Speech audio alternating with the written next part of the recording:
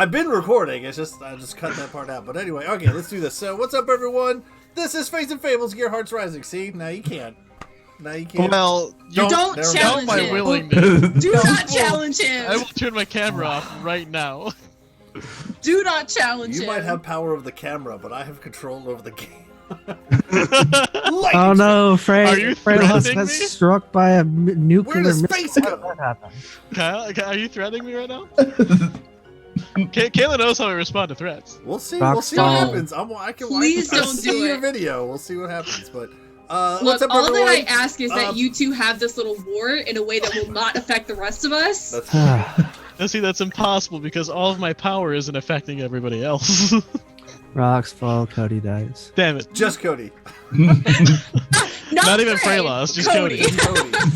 I don't know where the rocks came from or why they're in my apartment, but That I fuck, have no control I'm dead over. now. Silence, rocks Crab I- has spoken. Phrase rocks I do, but what's everyone? Let's get some introductions real quick, and then I'll do a real quick recap because you guys got some traveling to do, and we got some stuff to catch up on for those travels. So go ahead, take it away to my. Yep, did it right the first time. Yeah. Hi, I'm Nick from Oregon. I play Bolt, a kid who survived the Queen, who didn't get a bug embedded in his knee, and is excited about his shopping spree. There you go. I can appreciate the Raimi That was a scheme. That three-parter. was- Thank you. Hey, that was a That's pretty solid three-parter there. there, Nick. You did there. Yeah, and I did it a week early. I didn't panic this time. Prepared. That's good, that's good. All right, next. Hi, I'm Cody, the resident Americanadian. And I play Freylos Dakra, and I'm afraid I ain't afraid of no falling rocks. Hey! I do what I fucking want. Hey! You just click that button. We'll see how it goes. Next. All right. Please stop challenging him. I just want to play D&D. I'm Kayla. I play Alona. She's a half-elf artificer, and she's got a lot of problems. But Dude, she wow. does have There's an intro. a mechanical dragon named Misfit, and he's the friggin' cutest. That was very Southern Artificer right there. Okay, thanks, You a little Cody. flustered over there? Thanks, Cody. I'm Crab. I play Geo. I chopped off my leg last week. Oh fuck, I forgot about that. How could you forget? It's traumatizing. It was a pretty legendary move. Hey. Terrible pun. Next person to talk. Well, I'm Heather. I'm playing Persephone Sharonford Vanderoth Kearney Davenard III, and last time she proved that she is just as badass as the guys. Nice. Yeah. Shocked the bug out of your leg. Yep, Just pulled it right out. Just grin and bear it. And last but certainly not least, Hey, I'm Kevin. I'm from England, and I play Styx, a friendly neighborhood goblin who sets people on fire at times. Yay. I like He how you. finally admits it. I like how he doesn't know if combat's involved today, so he's like, I'm gonna pocket that just in case it happens. Just in case. You never know when someone needs to be set on fire. There you go. That works too. All right, so welcome back, all my wonderful players. Real quick recap here. Last time on Fates and Fables, Gearhearts Rising. There you go. I was worried that the hand didn't come out. It was a little slow. I gotta wait for this monster to kick in. The Gearhearts traveled to what was once known as Upper Azeroth, now called that. Crashing into the ground. The Gearhearts explored some of the shops there. You collected some. Gosh, what didn't you collect? Collected? Right? Yeah, collected. Everything from toasters to weaponry to everything in between, only to be ambushed by these large insectoid creatures known as Onkegs. You stumbled upon another group that was also scavenging the city, known as the Dingus Boys. This old elderly man, a large hulking man, and a goat, of which they were asked for your help to go and help their third member, who had been taken captive and been pulled down, but I don't know why I did that for that one. Been taken captive and taken down to the streets below. To which you all made your way down, and after combat ensued with some more Ankh creatures, these more and more swarms as you continue to go underground. The large Queen Mother Ankh came out, along with some little itty bitty Ankhs, larva.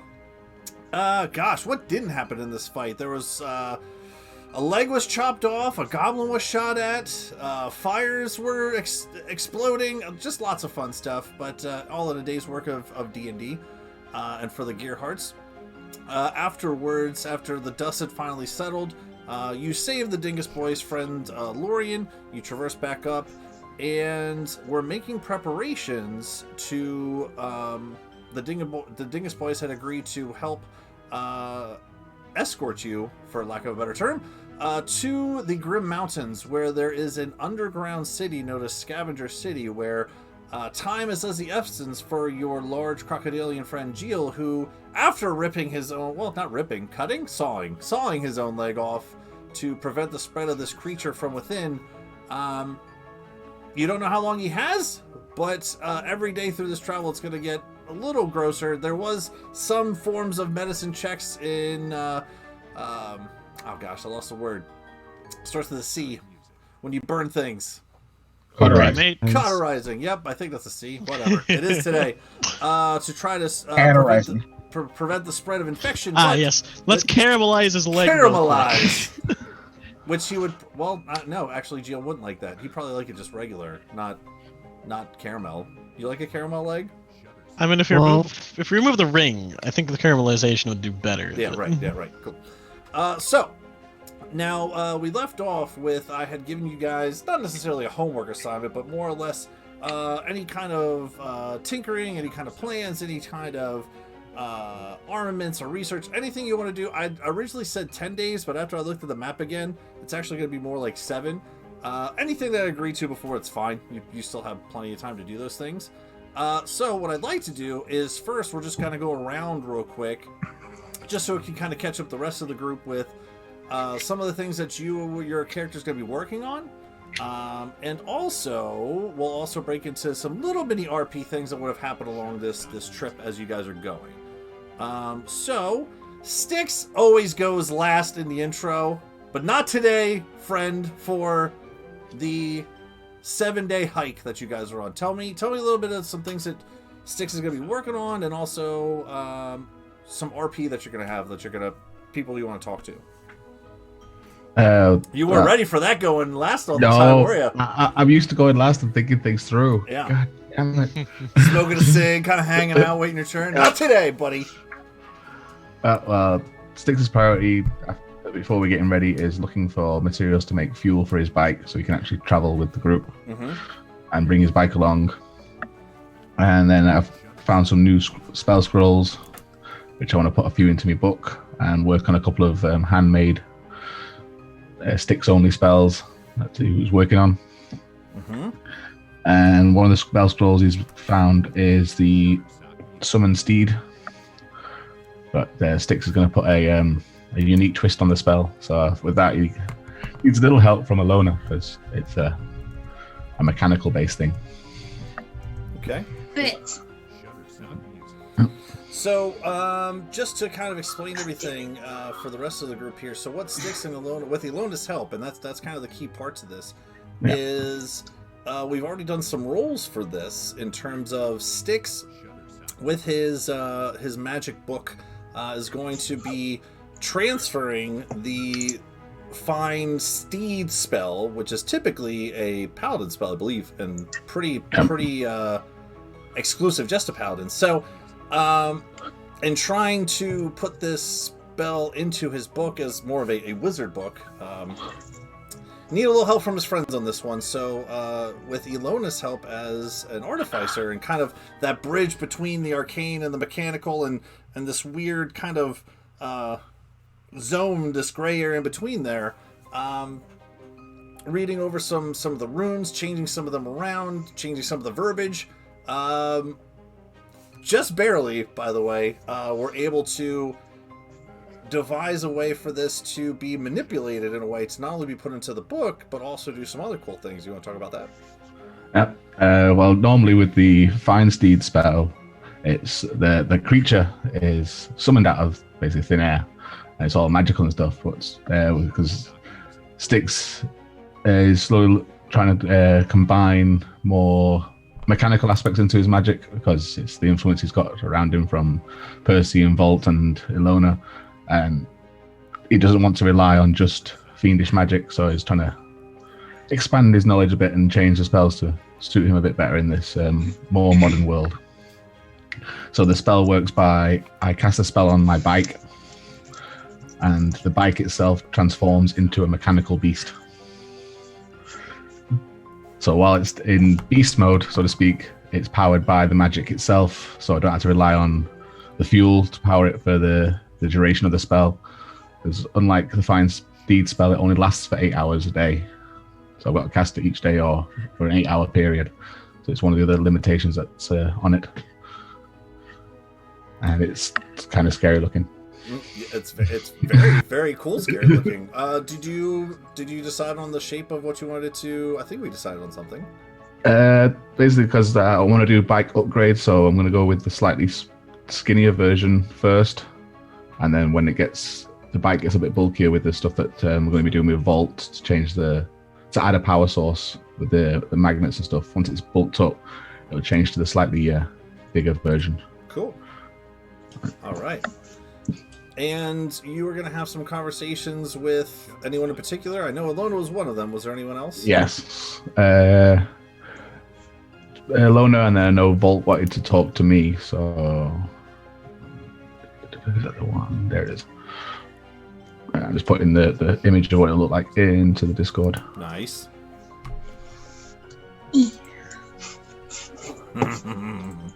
So cool. I love it. That's the first iteration. When I first do the spell, that's what it looks like. Interesting.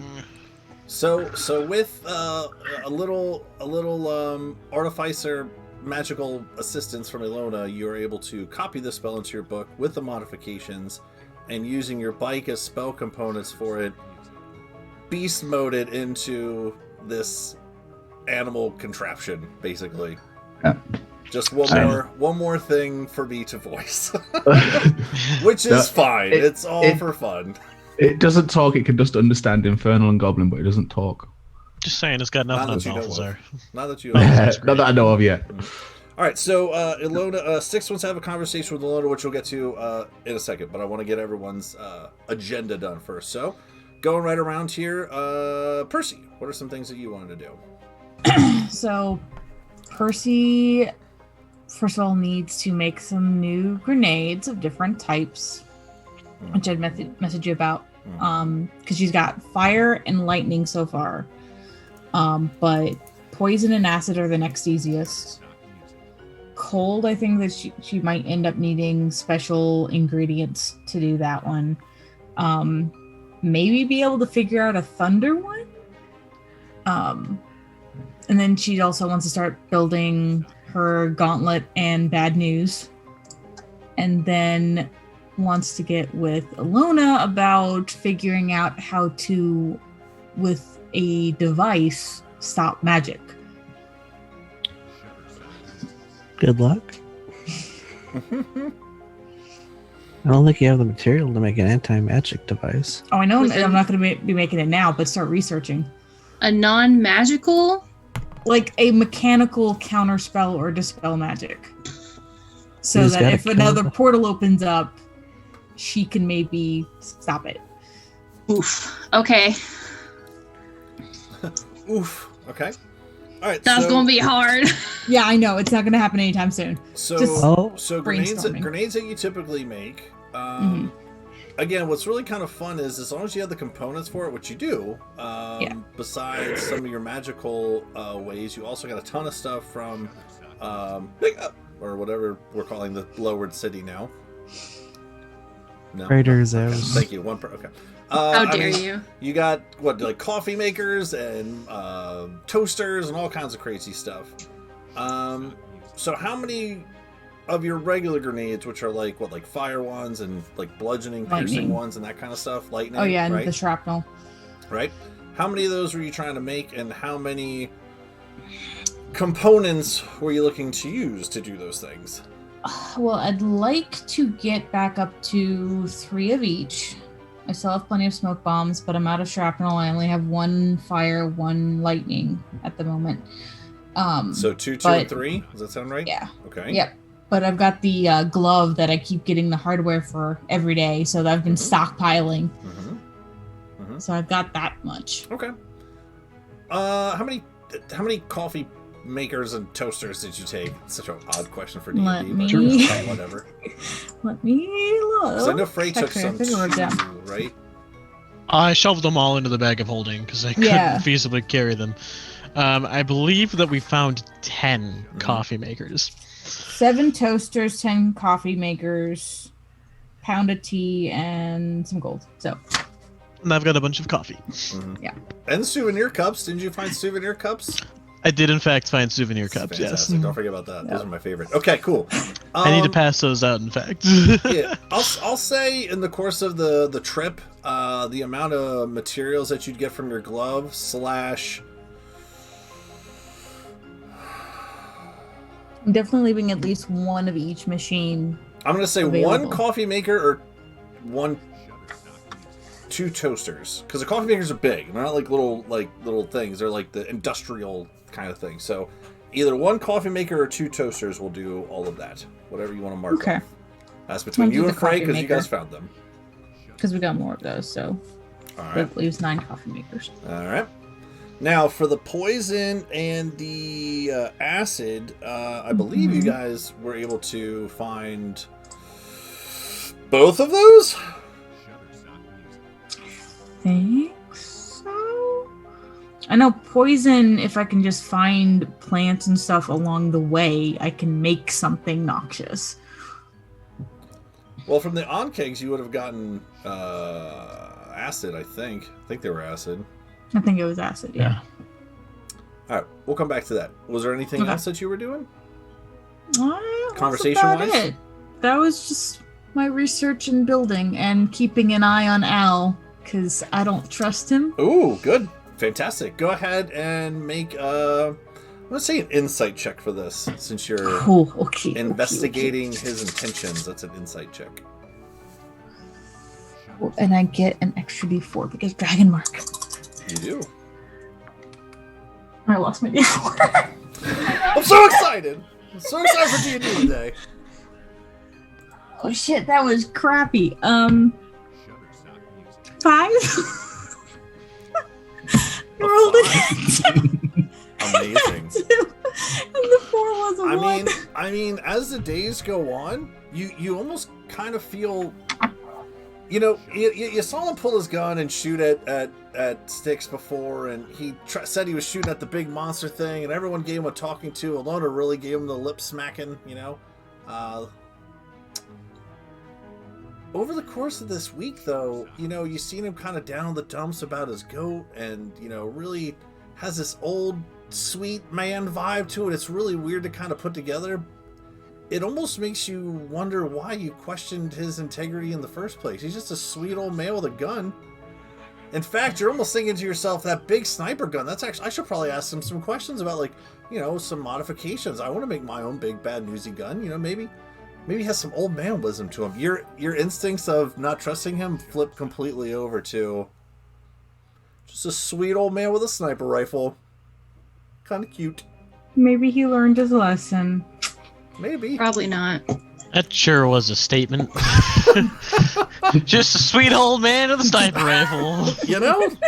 Nothing to see here. There you go. Okay. Well, I might talk to him about the gun then. Okay. Because he was talking about my guns too. He was. And devices, so. Okay. All right. Excellent. Next coming around the horn is... Excuse me. Is Jill. Oh. Ugh. So I got an infected leg? That's unfortunate. Yeah, that last day was not all that pleasant for our large crocodilian friend who sawed off his own leg to eat the bug that was crawling around the inside of his upper thigh. Yeah. That would be rough, awful. But your friends did come to your aid to at least, for the moment, you know, the first couple, you know, day or so of the travel. It's a weird feeling not having a leg, but you kind of get used to it a little bit. You do notice, like, by like day 2.5 to 3. I mean, it is getting a little gnarly down there.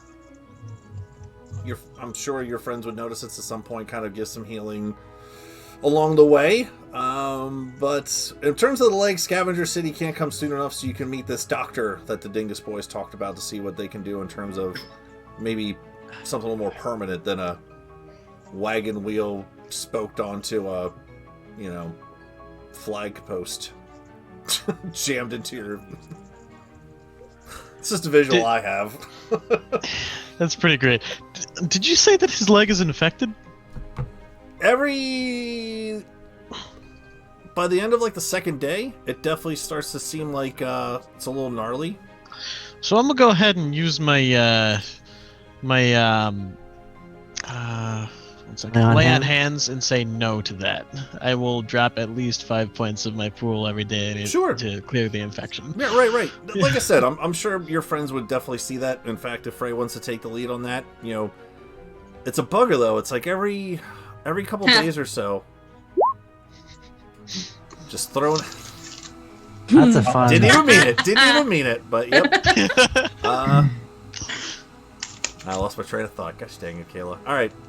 Nope, I got it back. It just is. It's like you're curing it, but it also kind of like it's just very annoying that it keeps like coming back in a way. Again, this wheel spoke on a stick does not seem to be a very permanent solution to this problem. But what else were you working on, Jill? How'd my beef jerky go? Oh, great. Yep, I mean, honestly, dude, there was so much of that stuff. I'm not even gonna make you roll for it. I mean, you could basically have your fill of however much meat / jerky. I'm not even gonna put a limit on it. I'll just say, months from now. Yeah, you're probably running low. I'm not even gonna keep track of that. All right, I'll probably spread it around. I'll probably spread it around to people that want it. And then I'll work on my armor for however long that will take. Yeah, do you want to describe to everyone what you're doing? I'm just taking on keg, chitin, skin, and whatever, and making it into armor that will be better than the current armor I am wearing. Nice. Because it will not creak and whatever whenever I'm trying to sneak. So I won't have disadvantage on them terrible, terrible sneak checks. What armor are you currently wearing now as a crocodile? Scale mail. Fitting. It's funny because I am a crocodile and I'm a reptile. Okay, so with this, do we talk about what armor plating it would become? No. Just I won't have disadvantage on stealth checks. Right. 1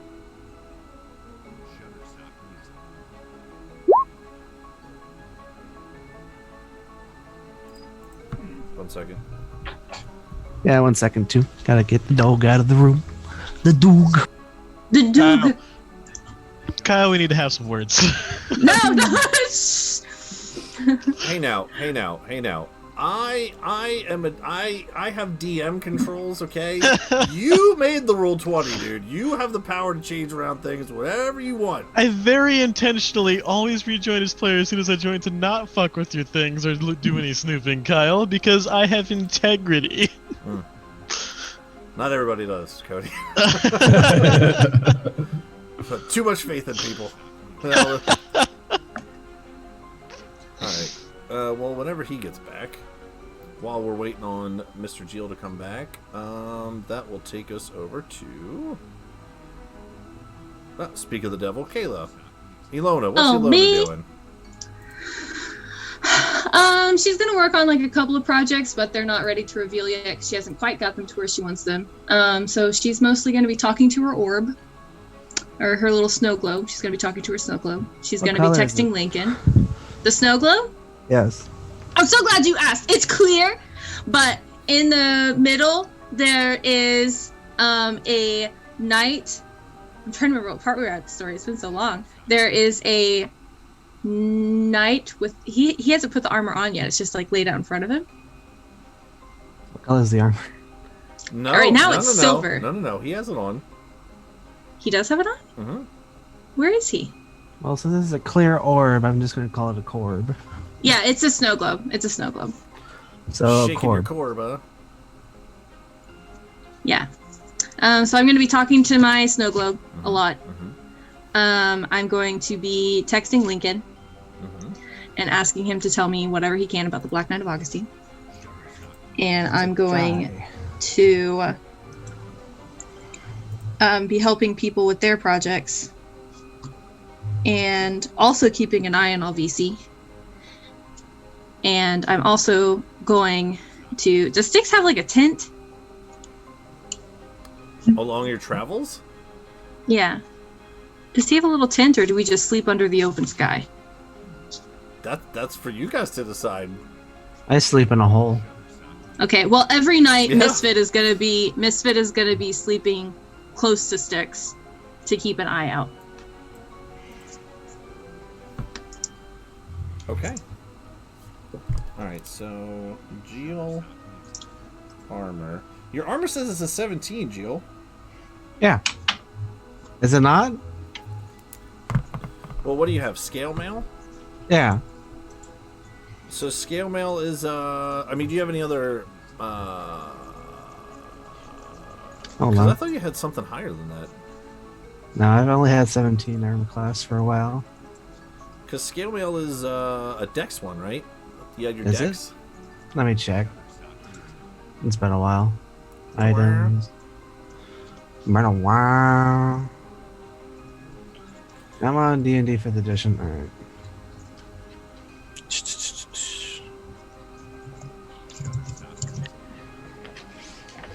Yeah, because in your thing it has split armor.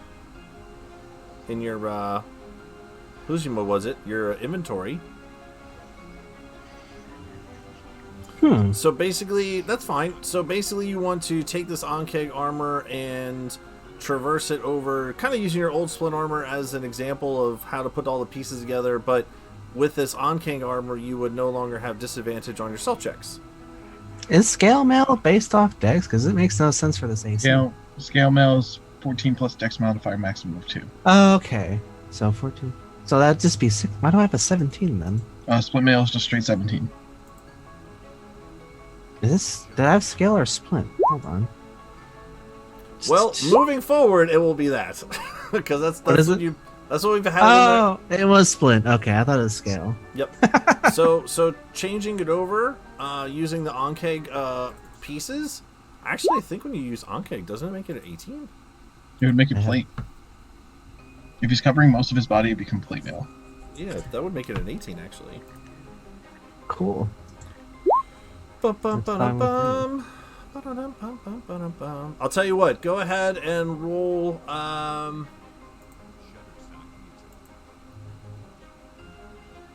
Is he making armor? Can I assist him? You could. Yeah, you could.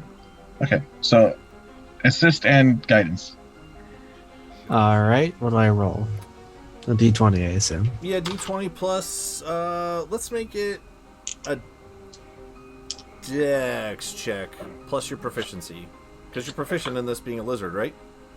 Yes, that would be whatever. this Using thing- natural armaments, not metals and things. Yeah, it would be. I'm trying to look at the trait. There it is. It'd probably be that. Alright, so he's helping me, so advantage plus guidance is a d4, I think. Yup. Alright. Oh, what'd I get? Ooh. So it's plus dex And proficiency. and proficiency. Plus the d4. Oh, might as well add the d4. Well, before that. So, dirty. Hold on. Proficiency is 4, so 5. 20, 21, 22, 24. 24. 25. Fantastic. I got a 1. So with that, you will actually have constructed plate armor made of Onkeg, so it's an 18 plus no disadvantage. Alright. So Onkeg armor gives you an 18 and no Let me disadvantage just- on yourself. Let me just pull that. And I need you to roll a. I'm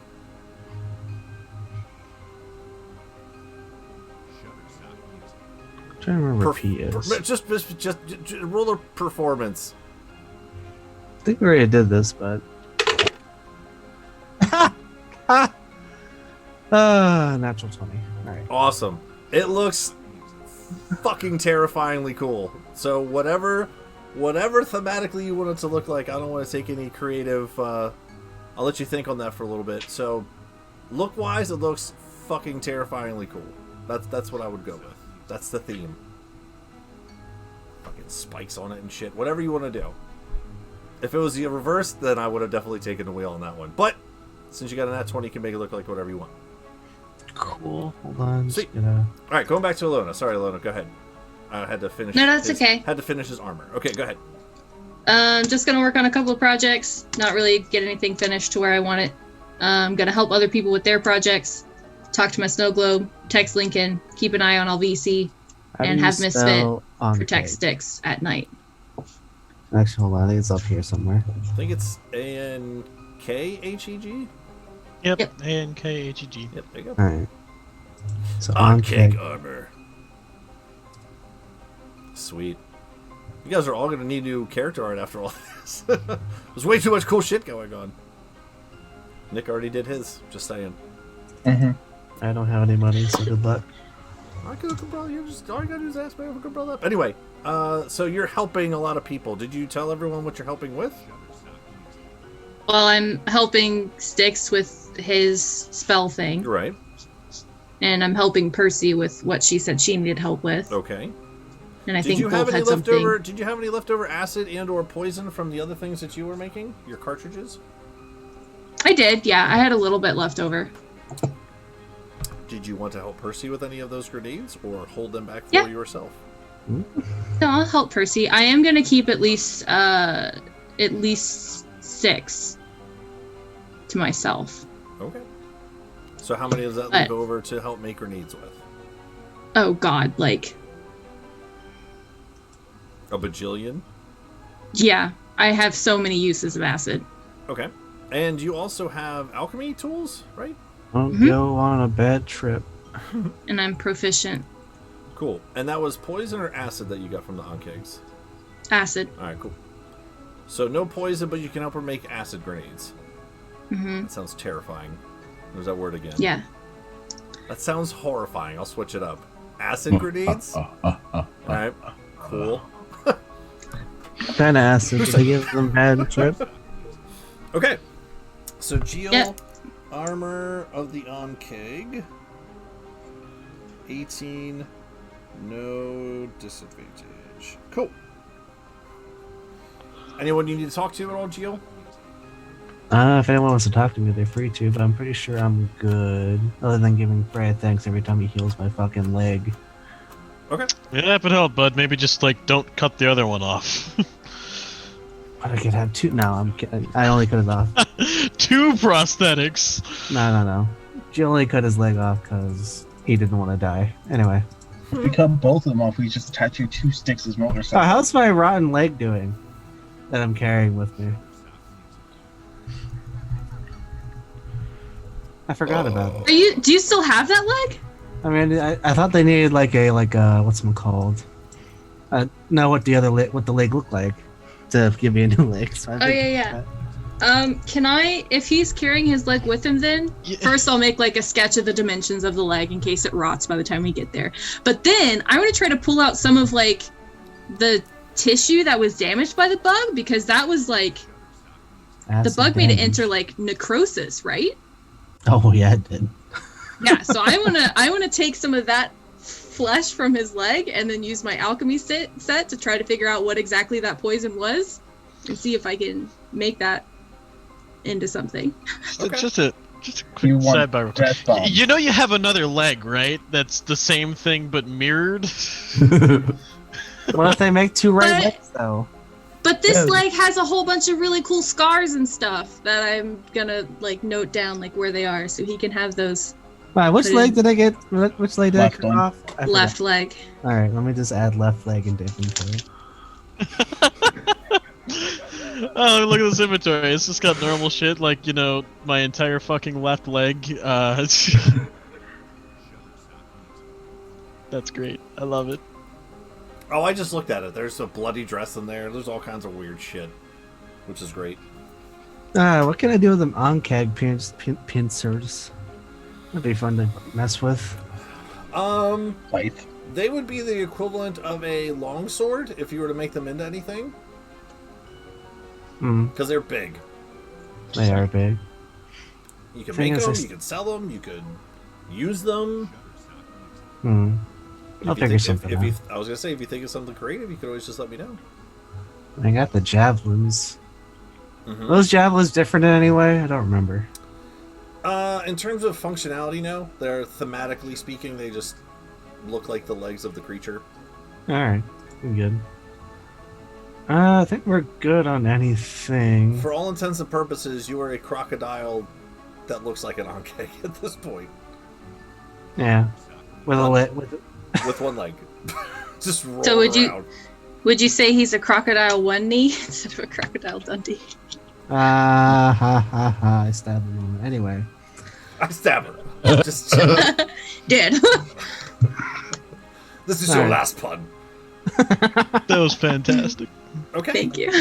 All right. Yeah. Next up is Solona's just helping Wait. a bunch of people. Oh, what? And I wanted to try to get some stuff from the necrosis and Jill's leg. Oh, yeah. And I wanted to also keep an eye on LBC. Okay. Roll alchemy check. I'll be seeing how well you're able to do that. Hey. Hey. Where did these rocks come out in the middle of nowhere from the sky? Who just drops rocks? I don't know, dude. Also, are they Five rocks times. Mm. fucking massive geodes, or are we talking rocks like the giant birds? Because that has a very different connotation. Oh, those giant birds are scary. Make a perception test. Those are very Natural high. one. Hard to tell. Very high CR too. It's rocks throwing rocks at you. That might be Covers rock-shaped birds. That might be bird-shaped rocks. I'm I not had a 26. 26. And what are you trying to do with this information? I'm trying to see like what specific poison caused the necrosis, and I'm gonna see if I can extract any of the poison from the meat in the leg so that I can use it for shit. Cool. I will come back to that. Okay, and then I also wanted to keep an eye on LBC. Oh, that's another insight check then. Yeah. Oh, I'm scared of this. All these die. I'm just gonna be watching them. Ugh. Well, okay. That's pretty good. What is my insight modifier? Bum, bada, bum. Insight. That is a 16. And what exactly are you trying to deduct from your insight of this man? Well, I'd like to know how trustworthy he is. And I'd like to know if he's still being a dick. And a racist. What did you roll? A 16. You spell chitin? CHITIN. Okay, good. Autocorrect us right. Ooh.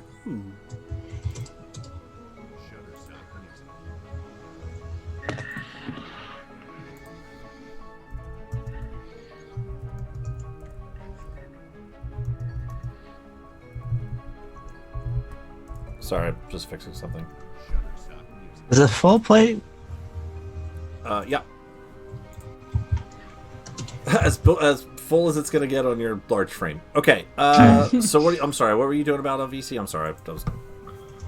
I want to see how trustworthy is he, and is he still Trustworthy. being racist? And is he still being racist? Not to the level extreme that Percy is, where she's done a complete 180. She wants to talk to him, learn about his gun. He's a sweet little old man.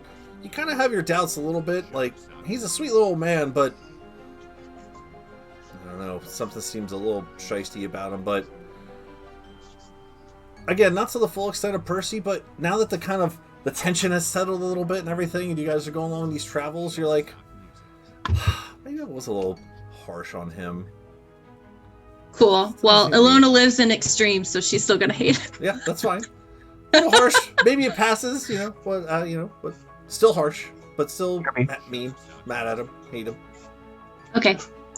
Yeah, and then I'm texting Lincoln every day to see if he can give me some freaking info on the Black Knight of Augustine, because he's been holding out on me for gosh knows how long. So about the third day in, you'll get a text back. He doesn't text me back the first 2 days? Dude, you gotta play hard to get, man. That just text back. Fucker. Who just He's already on thin ice. Who just texts back right away? Oh my fucking god, me. Ilona's heart is breaking. So on the third day, when he texts back, it's along the order of, sorry, been busy, would have texted sooner, in a little bit of trouble, nothing to worry about, looking into the Augustine thing. Well, at least Okay, it's well, not the the 1 next a.m. day- you up text. The next day, I'm gonna ask him, whoa, what sort of trouble? That's Feel it? like- That's your text? Just one text for the Well, day. Well, first, I feel like you kind of press send on that one. Well, what kind of trouble? Yeah. Send. Oh shit! I mean, oh god! Oh no! Ilona's just gonna stop putting thought into her text to Lincoln, because obviously he does not give two shits, so she's just gonna text what sort of trouble.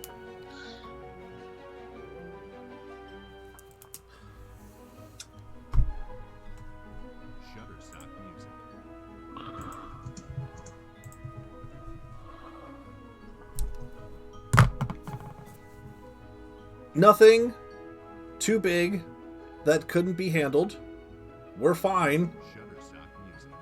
How are you guys? Next day, I'm just gonna say, what? Period. Happened? Question mark. Okay. Can you do it in all caps? Yeah. all Yes, caps. it's in all caps. Yep, you get caps lock. There's a caps lock on there. Sorry, I had to go to the bathroom. All right, what else? Headed toward Nocia. Some punks tried to jump us. And we handled it. Oh, nice of them. How are you guys? How's the gang? I Miss you will all. wait. I will wait Winky 2 face. days. He'll send a winky face too. I will wait 2 days, and then I will say, fine, and that's it. Oh, why so salts? Okay.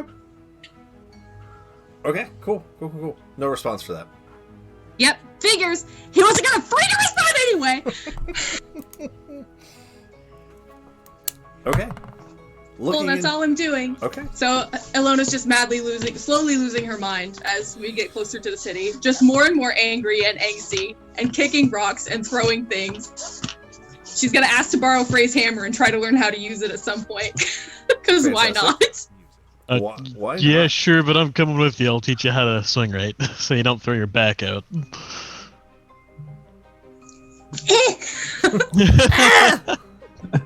Oh, gosh. No, you got it all wrong. You just look.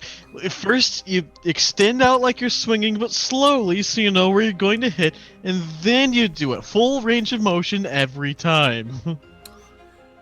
Go ahead and roll an attack. And I don't know, are you Okay. proficient with hammers? No. Fantastic. So you don't add your proficiency or anything, but you still just roll a d20 and add What your kind of strength. artificer are you? Battlesmith. Oh, you I might think be. battlesmiths are. Yeah, I think. You might be. Oh. I gotta double check Cool. on that. That is a...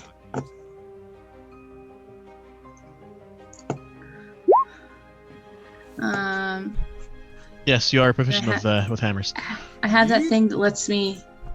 and you use your intelligence modifier instead Yeah. of strength or dex. So that is a 22. 22. You'd shadow the fuck out of this little rock thing. Probably about the size of a softball just lying there. There you go. See? I told you you had it. Help me find more rocks. What? Oh, we're kind of in the middle of a desert. No, They're all not over the more fucking rocks. place. I'm just gonna start like running around smashing rocks. In the middle of one of your rests, Gearhearts, you see Alona Donkey Konging her way across the prairie field here. Just. I don't know if anyone intervenes with that, but you just see her wildly swinging a hammer around, cursing into the sky. I walk up to Frey and ask what the heck she's doing. Well, I don't walk. I just kind of roll, scoot. I mean, Army crawl. I guess I'll army crawl because I don't trust the wheel on my leg anymore. Because I just Hey, but are stepped you on it. high crawling or low crawling? It's an important difference. Low? All right. Well, you're not making much progress. I'll probably see you sometime tomorrow. Yeah. I'll crawl as fast as I wanna. There we go. All right. There was like, Just crawl up right next to him. What is she doing? her best, and it's pretty good as it turns out. All right. That was the best answer. I start crawling away. Just hear the wheel go. You you want to just like ride around on Balthazar for a while? That's an option available to you. Nah, I'm good. You sure? Because he's pretty fucking great. Have you seen my giant lizard? Looks tasty. Phrasing. Don't eat my lizard. Second phrasing. Cannibalism? Anyway, I crawl back and do whatever I do. I'd start digging a hole to sleep. And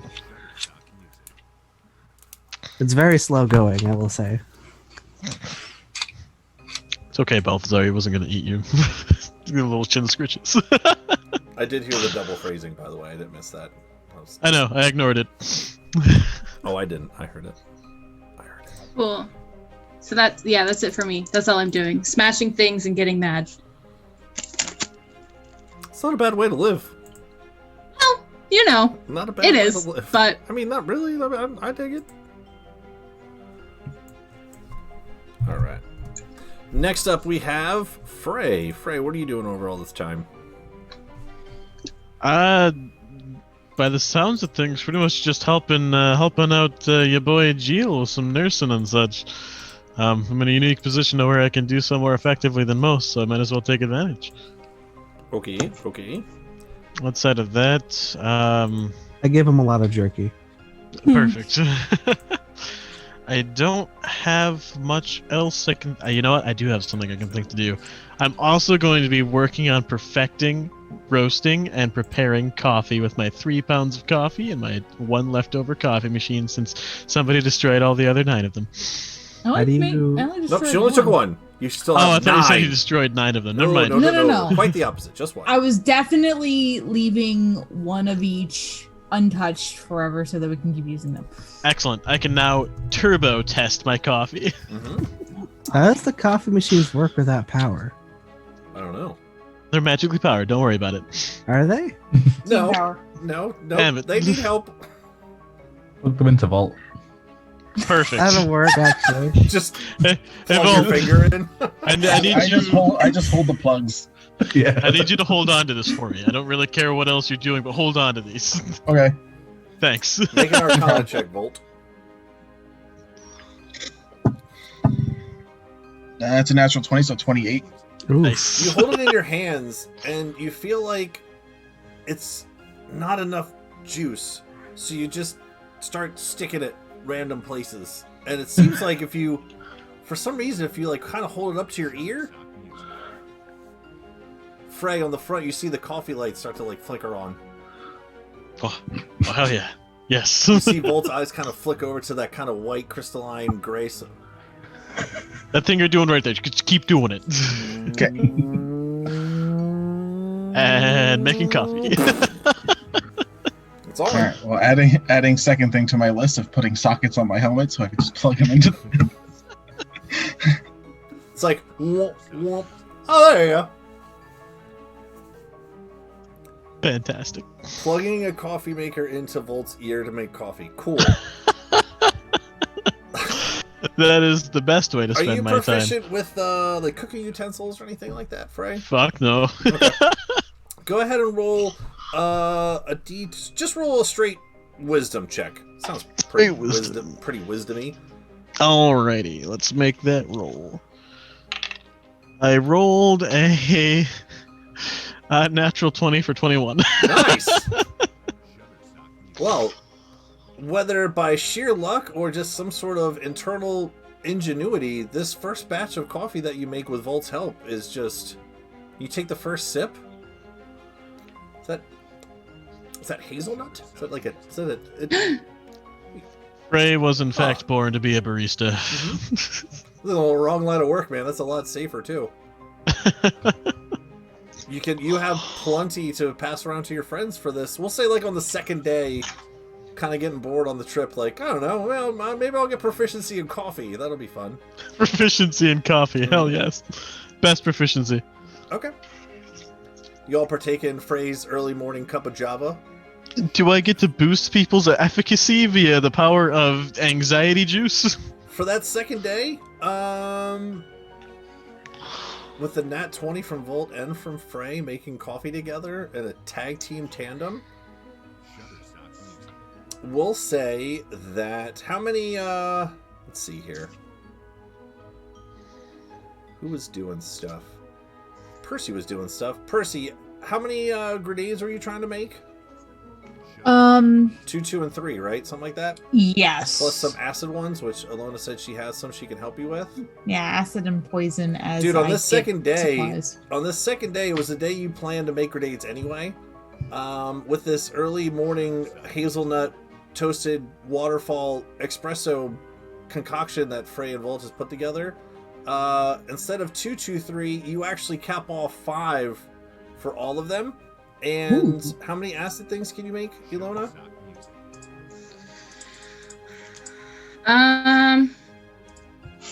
So I wanted to keep 6, and I used those for my thing. Yeah, minus your cartridges. Opposite your cartridges. Left over from the cartridges.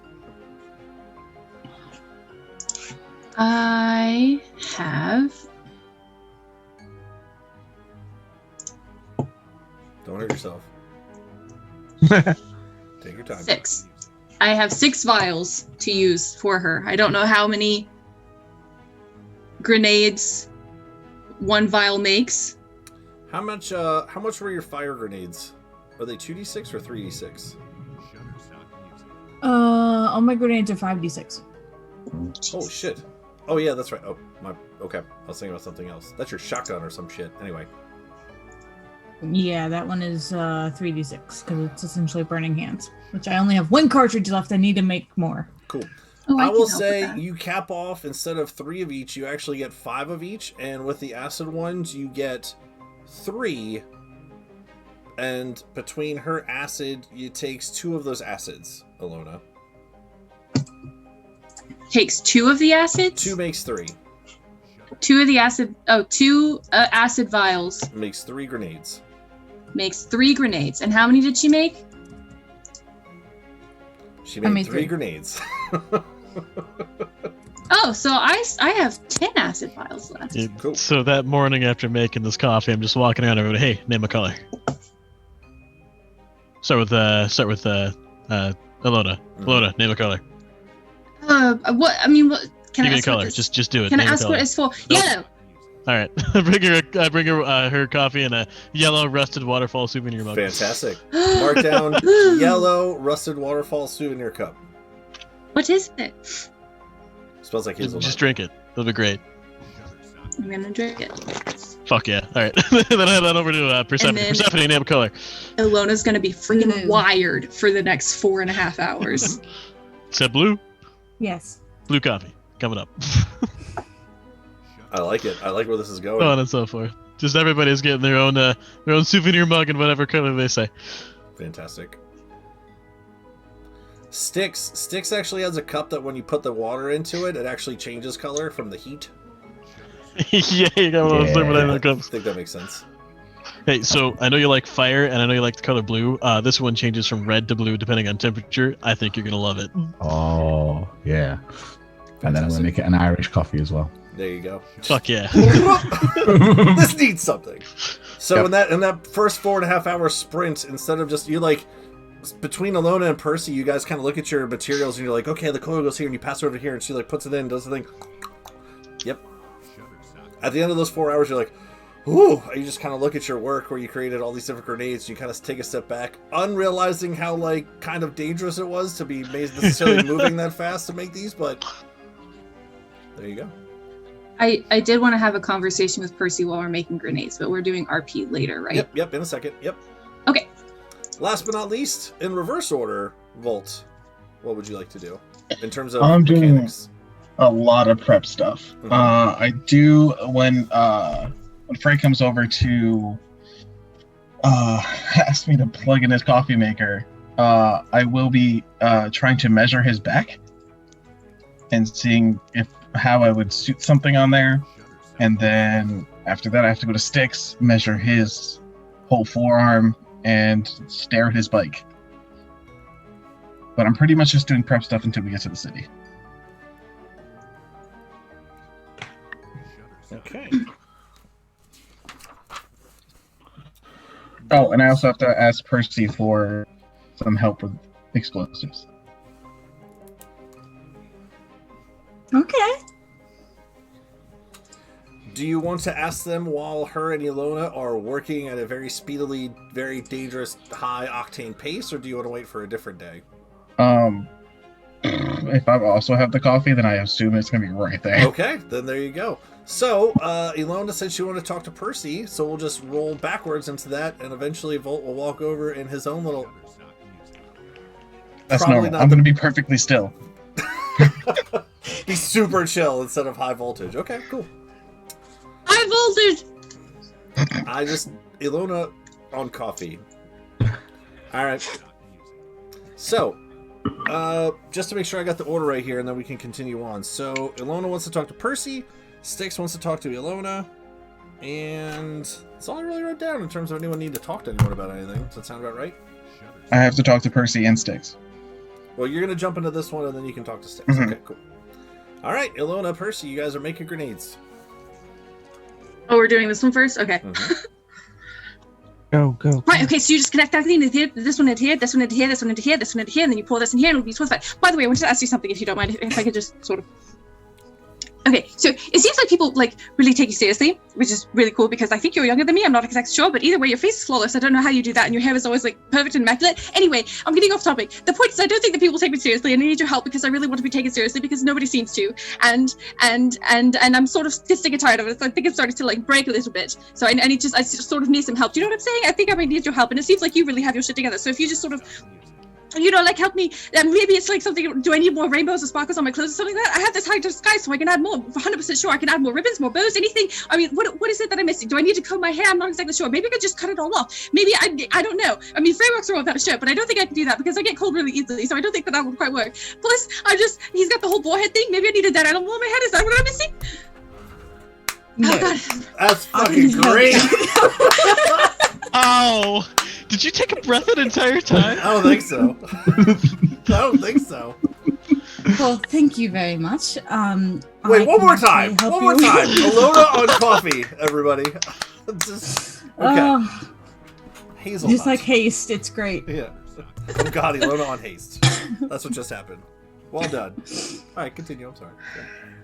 I can share with you my my beauty regimen.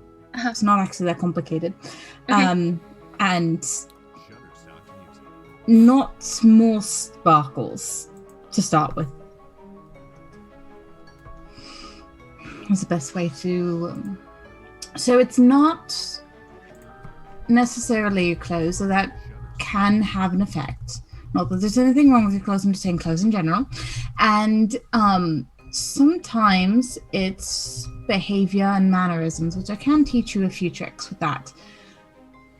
But what makes you think that nobody takes you seriously? I don't know. It seems like nobody really takes me seriously. You know, the whole thing with Papa, whenever I told him that I was upset about it, he was like, you have no need to be upset about it because I was right and you were wrong. And one day you'll learn whenever you're older that I was right all along and your feelings are invalid. And Lincoln with his whole thing. Did I tell you that I texted Lincoln? He didn't text me back for 2 days. Actually, what day is this in the week? Is this like the 3rd day or the 4th day? I've lost track of time. This is the 3rd day. So he just sent me back today. And he didn't even answer my question. And he's been doing that all along. He's been avoiding my questions and everything like that. And I don't know. I just feel like the whole thing, and for Alicia, I had to get right up in his face for him to understand that I was even mad at all. And I don't like doing that, but it seems like the only way I can get people to notice me is by acting out. And I really don't like doing that, but it seems to be the only way. So I'm very confused and I don't know what to do because I was always taught not to act out. I was taught to be a good girl and I tried to be a good girl, but obviously that's not working and people don't take me seriously. And I don't know what to do because obviously I'm older than you, but people still treat me like a child. And I'm very confused. Well, first of all, that is normal for parents. That has nothing to do with But it doesn't seem like your parents do that at all. To be fair, I didn't actually meet your real father. He had just met the robot version, but the robot version was, seemed pretty chill. And I assumed that I tried to make it as much like him as I could. And your mother seems very nice. She seems like a very lovely, charming woman, even though she was half to death and she respected you completely. She respected all of her children. No. Again, no. This is great. They never liked that I wanted to learn how to fight and build things. Mother just told me when we were leaving that maybe it was a good idea after all. Still, she eventually came around, and obviously you did without acting. I mean, you do point your gun at people a lot, but then again, like, maybe that's me. Maybe I just need to be more threatening. Do I need to start putting my crossbow things? Misfit can start. Like, I teach him how to start. It's not very good. I've been working on it. Yes, exactly. Good job, Misfit. Oh, you're such a good boy. Oh my goodness, you're so cute. Oh, hold on. That's screw loose. Hold on, let me just fix that right there. And nice. Good. I'm just gonna polish it nice and shiny. Oh, who's the goodest boy? Oh my goodness. Go fetch!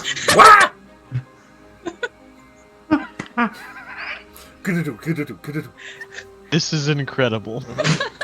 It's brilliant. It's brilliant. Might be my favorite. That's definitely- I need you to give me a lot of coffee as loot so I can make sure Ilona gets some every day. You have a lot. It's gonna hurt. We're gonna put Kayla through the ringer, but you do have a lot of coffee. You're doing great. You're doing. Oh, it's so Intense. I do think it's just a parental thing. As for Lincoln, he did seem to be rather protective of you. So I think that is it. See, that's the thing. I don't need to be protected. I need to be respected. And the thing is, they seem to want to protect me and not respect me. Oh, that kind of rhymes. Maybe I should just write a poem about how I'm feeling. Where's that notebook that Frey gave me? I think I gave it back to me. Oh, man. Maybe I have some loose paper. Hold on. I'm going to write this down. This is a brilliant idea. And I'm just going to start scribbling. I have spent my whole life making sure that everybody knew that I could handle myself and not listening to anyone talk down to me or try to tell me that I couldn't or that it wasn't ladylike or any of that. So it's not that I naturally come this way or anything. I have spent my whole life fighting against that sort of mindset. Like I said, my whole life and my mother's just now coming around. So, but I can work with you on it.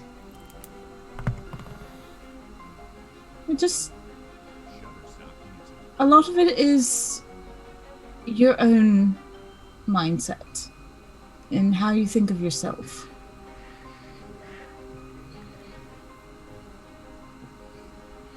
I feel like you're either talking really slow or I'm hitting really fast. I'm not sure what it is. You're rather fast, darling. But either way, sign me up. I'm down. When do lessons start? Do we start tonight? Do we start today? Well, I guess we can't start like right now because obviously we're going to be making grenades and just sort of taking a lot of time. Oh, be careful with the vial of acid. You don't want to spill it all over yourself. But yes, I would. Yeah, maybe that would be. I don't know. Just sort of getting tired of it as well. Just sort of like build up. Understandable. And like I said, we'll work on it. Self-confidence is key. Oh, Misfit, you're such a good boy. Oh my goodness, go fish again! You should give him coffee. Well, Misfit doesn't drink coffee. He doesn't drink anything, actually. I don't think he even needs anything. I've never seen him eat anything. I've never tried to feed him. Maybe I should try to feed him. Although he did. I mean, he tried to steal, like. Could affect him. By the way, Misfit, come here! I need your help in return. I want to figure out how to. I don't have any magic, really, and I want to be able to have an effect on magic, such as those portals. I want to be able to close them if they pop up again. Does Ilona even know Counterspell? Not that I'm aware of.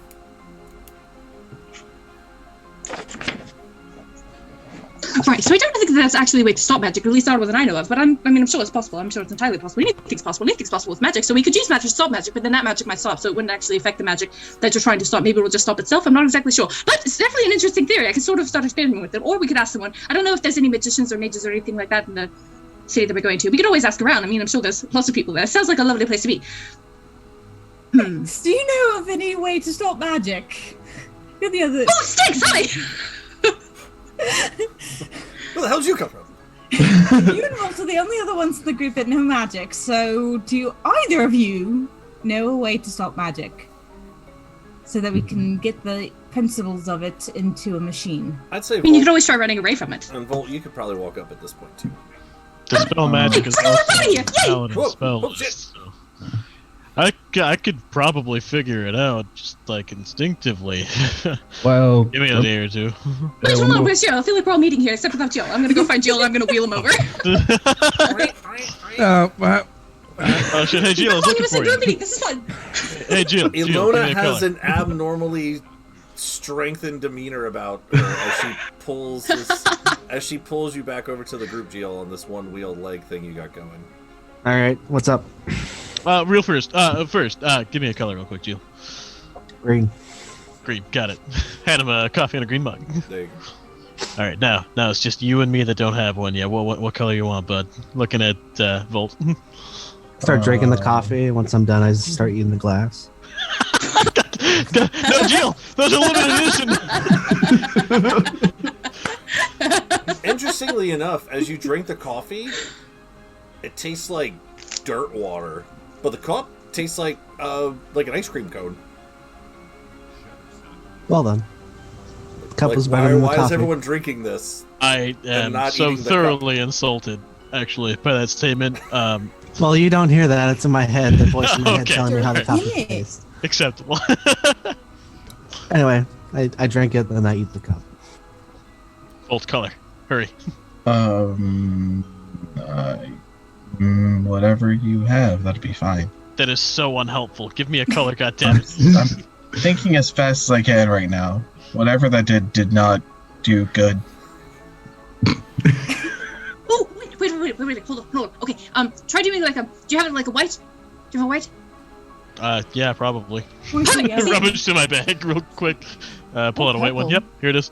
I'm gonna summon some tools that are like sculpting tools, and I'm just gonna start etching lightning into the cup. Yes. There you go. There you go. That's genius. That's really cool. I know I'm super smart, also super good at drawing. Wait, watch how fast I can do this. Oh no. Make a performance check just to see how this turns out. I'm gonna After she does destroy it, my cup. after she does it, I'm gonna give her guidance. After? After, yeah. What'd you roll? 7. 7? You think it looks like lightning, and in fact, for you, Ilona, since you're going so fast, it's actually like it looks like lightning as you hold it. But to everyone else, it looks like when someone like a 6-year-old drew a picture in kindergarten and they hang it on the fridge. It's just wiggly lines and things all over. So it's the just place. zigzag. Yeah, Just a couple of zigzags on it. It's just like that. To Ilona, it looks great. And then Oh my you gosh, get no, that's guidance, perfect. and then you get guidance, and you look at it, and you're like, "Oh, I could have done a little better." But here you go. I mean, I guess it's not quite perfect, but whenever you think about it, lightning's so hard to capture because it's only there for like half a second inside. So how was I supposed to know what it actually looked like? But no, they think it's as good as it's gonna get. Here, catch! I'll throw it to him. No. Tink. Oh, crap. I got it. Face just like. If he had a face, The his hands would be pressed to his nose right now. Everyone is fantastic. Love it. Just claims a purple mug for himself and fills them both up with coffee and unplugs from Volt's head. Continue your conversations, guys. So you wanted to know about counteracting magic. Oh, I can do that. Well, when we were in Himrick, the professor gave us this shield, which allows me to stop a spell of a certain level. but it's only like once a day it can do it. So you can have a look at that. I also found a scroll of counterspell, which I was intended to put into my book, so I can cast it more than once. Because it's trouble with the scroll, you can only do it once.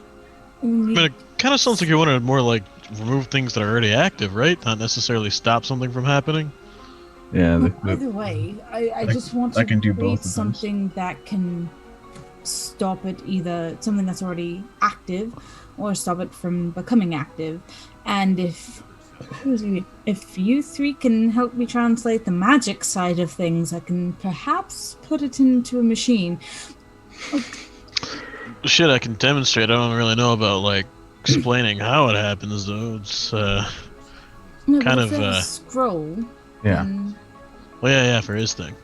yeah. Yeah, you can look at the scroll because I'm not going to be able to put it into my book yet because I've run out of ink at the moment. So, No, but you're more than welcome to look at the scroll for now. Just I know very little about magic, so like I said, we'll have to work together, figure out how to translate it into machines. yeah. What if we like? Can't hear you, Alana. I'm just gonna take the scroll and read it. Just don't read it out loud.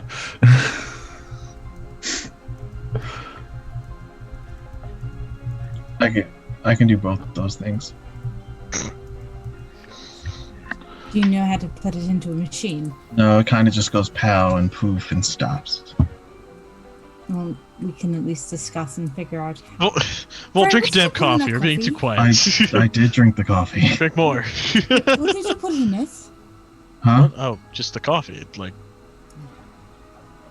Are you Am Do you I know not it'd be really good at talking coffee? normal? What? Are you sure that it didn't have something else? I mean, I did have to plug the machine into his head since we don't have like any that other source might of. have been it. Yeah, he's a little slow You right now. drained him. Oh no. Nah, he's fine. Don't worry about it. Do you know it would go really good with this coffee? I mean, like really super excellent good. Mugs. A lot of sugar. So much. Wait, did you say guns? No, he said mugs, but also sugar. What? Mugs, yes, sugar. Like I just pull like a whole bunch of sugar in there and then mix it around so it's almost like a slurry or like you know you have to like No. spoon it out. No, I'm darling. kind of No. insulted. Cream.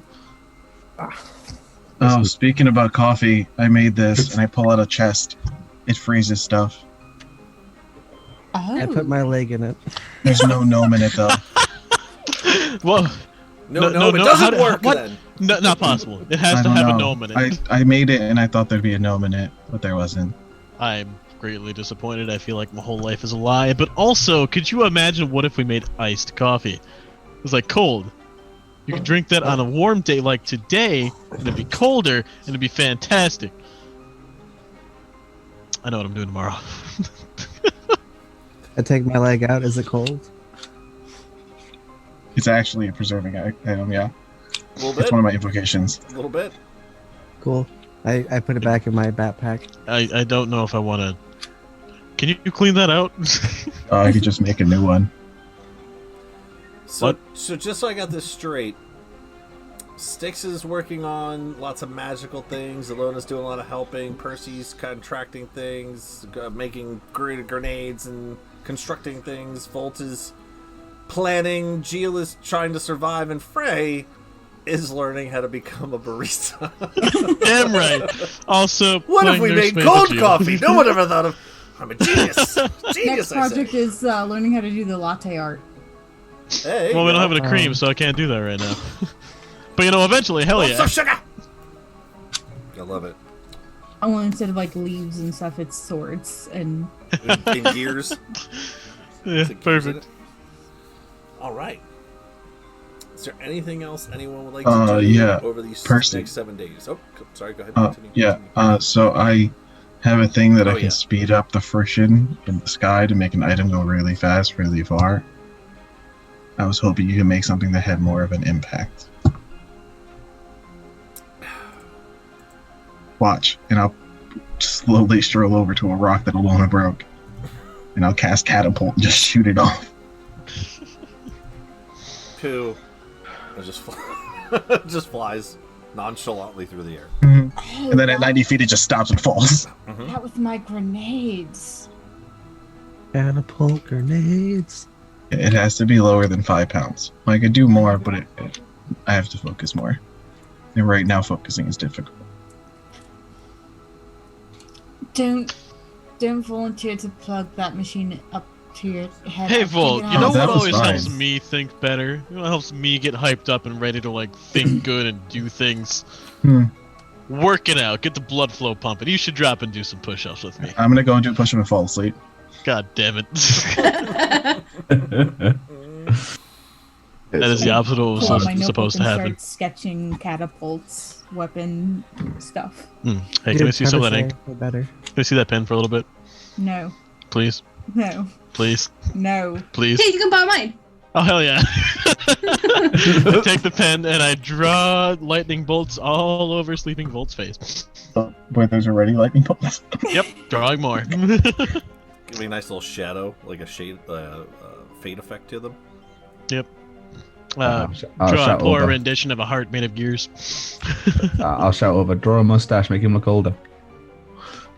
Yeah, okay.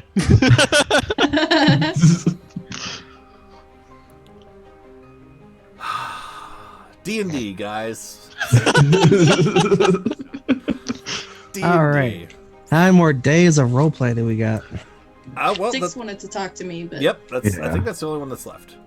I gotta talk to 16. Okay. But yeah. So Yeah, I'm see, sleeping. we've done 1 day in 7 sessions. Now we need to do 7 days in 1 session. So I'm really shooting for here. Let's see if I can counterbalance that yin yang. But go ahead, Styx and Volt or Styx and Loto, whoever wants to go first, doesn't matter. well, one of the evenings after a day of travel, I want to talk to Alona. Now that she's not hyped on coffee. Fair enough. Yeah. So, Alona, we know we've not spoken much recently since the last training that I put you through. yes. Again, I apologize for how much damage I did to Misfit. Oh, he's fine. Yeah. He's forgiven you, haven't you, Misfit? I know that particular training session didn't come at a great time because then that night we had to fight an entire city full of monsters. Yeah, that was sort of unfortunate timing, but I don't think that any of us really knew that that was going to happen. We just thought we were going to get, dressed up and go to a party. Yeah. Because I know you're interested in the Claret Order and things like that. And the initial fight was a test just to see how well you could handle yourself. And you did very well. You played to your strengths of keeping your distance. And I've been watching as with the past week or two has been going on, and how are you doing with your dad? With the whole thing with that.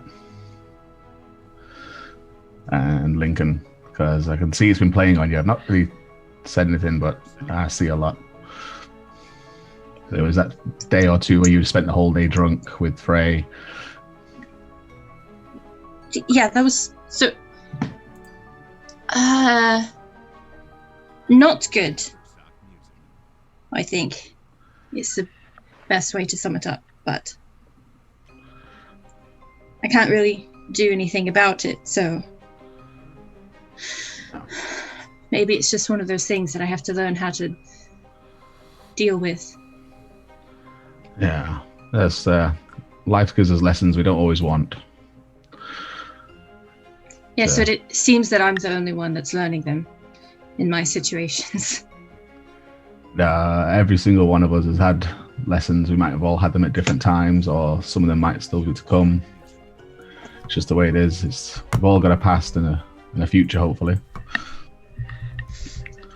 But I saw the way you've been handling yourself, and I did hear your conversation with Al in the tunnel. Well, he was super far off base, so just sort of. But I've got a little something for you. Oh, I've been keeping it for a while. It's just hadn't had the chance, and I will pull out a hand axe. I'm gonna cover my eyes. Stabs her in the face. Take her out. Take her out. Can't make a deck save if you're not looking at the fire. That's huh? it. Yep. Oh my god. Dead. All right, I'm sorry. Continue. What'd you give her? A +1 hand axe. I put the image in Discord. That's super neat looking. Oh, nice. Yeah. So I had this made, and if you still want to join or start learning more about the Claret Order, saying it's basically I'll take you on as a trainee, start teaching you some more about it. I would like to learn more about it, but I don't know how well I would do in it. I suppose I'm still willing to learn as long as you're willing to teach me. But honestly, I just sort of wanted to learn about it for Lincoln. He wasn't part of the Glory Hounds anymore, and I thought it could be a nice little substitute. But I don't think that he much cares for what I think or my opinions on things. So there's not really any point. Well, that's his journey and his fight with his new condition for him to get to grips with. But maybe next time we see him, I can talk to him. But I didn't really get a chance to this time about it. I think that you would probably have a better luck talking to him than I would. He doesn't seem to want to talk to me much at all, actually. Yeah. I got the added bonus of there's always the threat that the Claret Order does take care of things like that as well. If they're uncontrolled. See, maybe that's what I need. Maybe I need like more threatening stuff, that gives me sort of like an edge, so that whenever people start treating me things that I don't like you're saying things that I don't like and treating me in certain ways, then I can just, be like, oh, I know how to sick wolves on you or something. I don't actually know what would be a good. I don't actually know. Each person's got to find their own thing. It's like, for me, I have the whole, I'm a goblin, so people automatically distrust and find me threatening. Frey has no face. Percy has guns. Gilles a giant crocodile. Yeah. Volt's got that really childlike feature, so everyone kind of finds him innocent, and that can be worked to his advantage of. Then he blows them up with lightning. So it's finding your own thing, but no, I'm willing to teach you and what should my weapons. thing be? At the moment, I'd say stick with the innocence, because a lot of people will drop their guard with someone who comes across as innocent. Because they think I'm weak. Yes, but play to your advantage. If they think you're weak, let them think you're weak, and then all of a sudden you turn around and they've got a dragon in the face and an angry girl with a crossbow. Misfit does like to get in people's faces. Speaking of faces, you mentioned that Frey doesn't have a face, and I know that's sort of been his thing for a while. Has he ever had a face? Did you ever see what he actually looked like? When I first met him, he had a porcelain mask on, and whenever he took that off, it just blinded the shit out of everybody. So I never actually seen his face. I'm assuming he's got one. Everyone's normally got one, but Everyone has one. Yeah. Do you think that do you think he should be trusted? Not Frey. I mean, obviously Frey should be trusted because he's, totally nice and sweet and, everything wonderful. But, he doesn't, I feel like there's sort of that. You mean his dad? Yes. Man, we all have issues with our dad. I've never heard anything about your dad, actually. Should we be on the lookout for your dad as well? If my dad comes back, there's something seriously gone wrong because he died a long time ago. Oh. Same as the rest of the family. What? Can I ask what happened? Yeah, it's many years now, but used to live in a little village in the Shadbale forest underneath a mountain. Pretty normal goblin life. We had people that would go out hunting and gathering supplies for the village. There was a town a few miles away from the village itself. And then one night I was woken up because the village was being attacked by what people would call heroes. It was a guild raid or something. Someone in the village had put a contract out on our village. Yeah, the only thing I can really remember is a shield with a fist and red flames around it. I was whisked away by my mother out of the village. But when I went back in the morning, there was not a lot left. There was nothing left. There was a pyre in the middle of the village. I remember the flames and the shouting and laughing and cheering from the night before. That sounds awful. Yeah. Yes, I've had an interesting existence. Maybe someone else made it up too, you just didn't see them. I could hope, but from bits that Kylar's helped me look into about the village and stuff, I haven't heard any other goblins surviving that I know that we found out so far. I've got a bit of information for the Flaming Hand Guild, who they're called. A little bit of information I got from Jasper. There used to be a fairly nice guild, and then something changed, and now they're more cutthroat. It's a home for thieves and assassins and spies. It's they'll do anything for money sort of guild now, from what I've heard. Yeah. I was going to say it's sort of weird that you joined a heroes guild then, given your background. Well, they claim heroes when I judge people as I see them, and so far in the Glory Hounds I've not seen anyone that connects to that, and everyone seems to be hold themselves to a higher moral standard. I'm slow to let people in, but traveling with you guys, it's been good for me.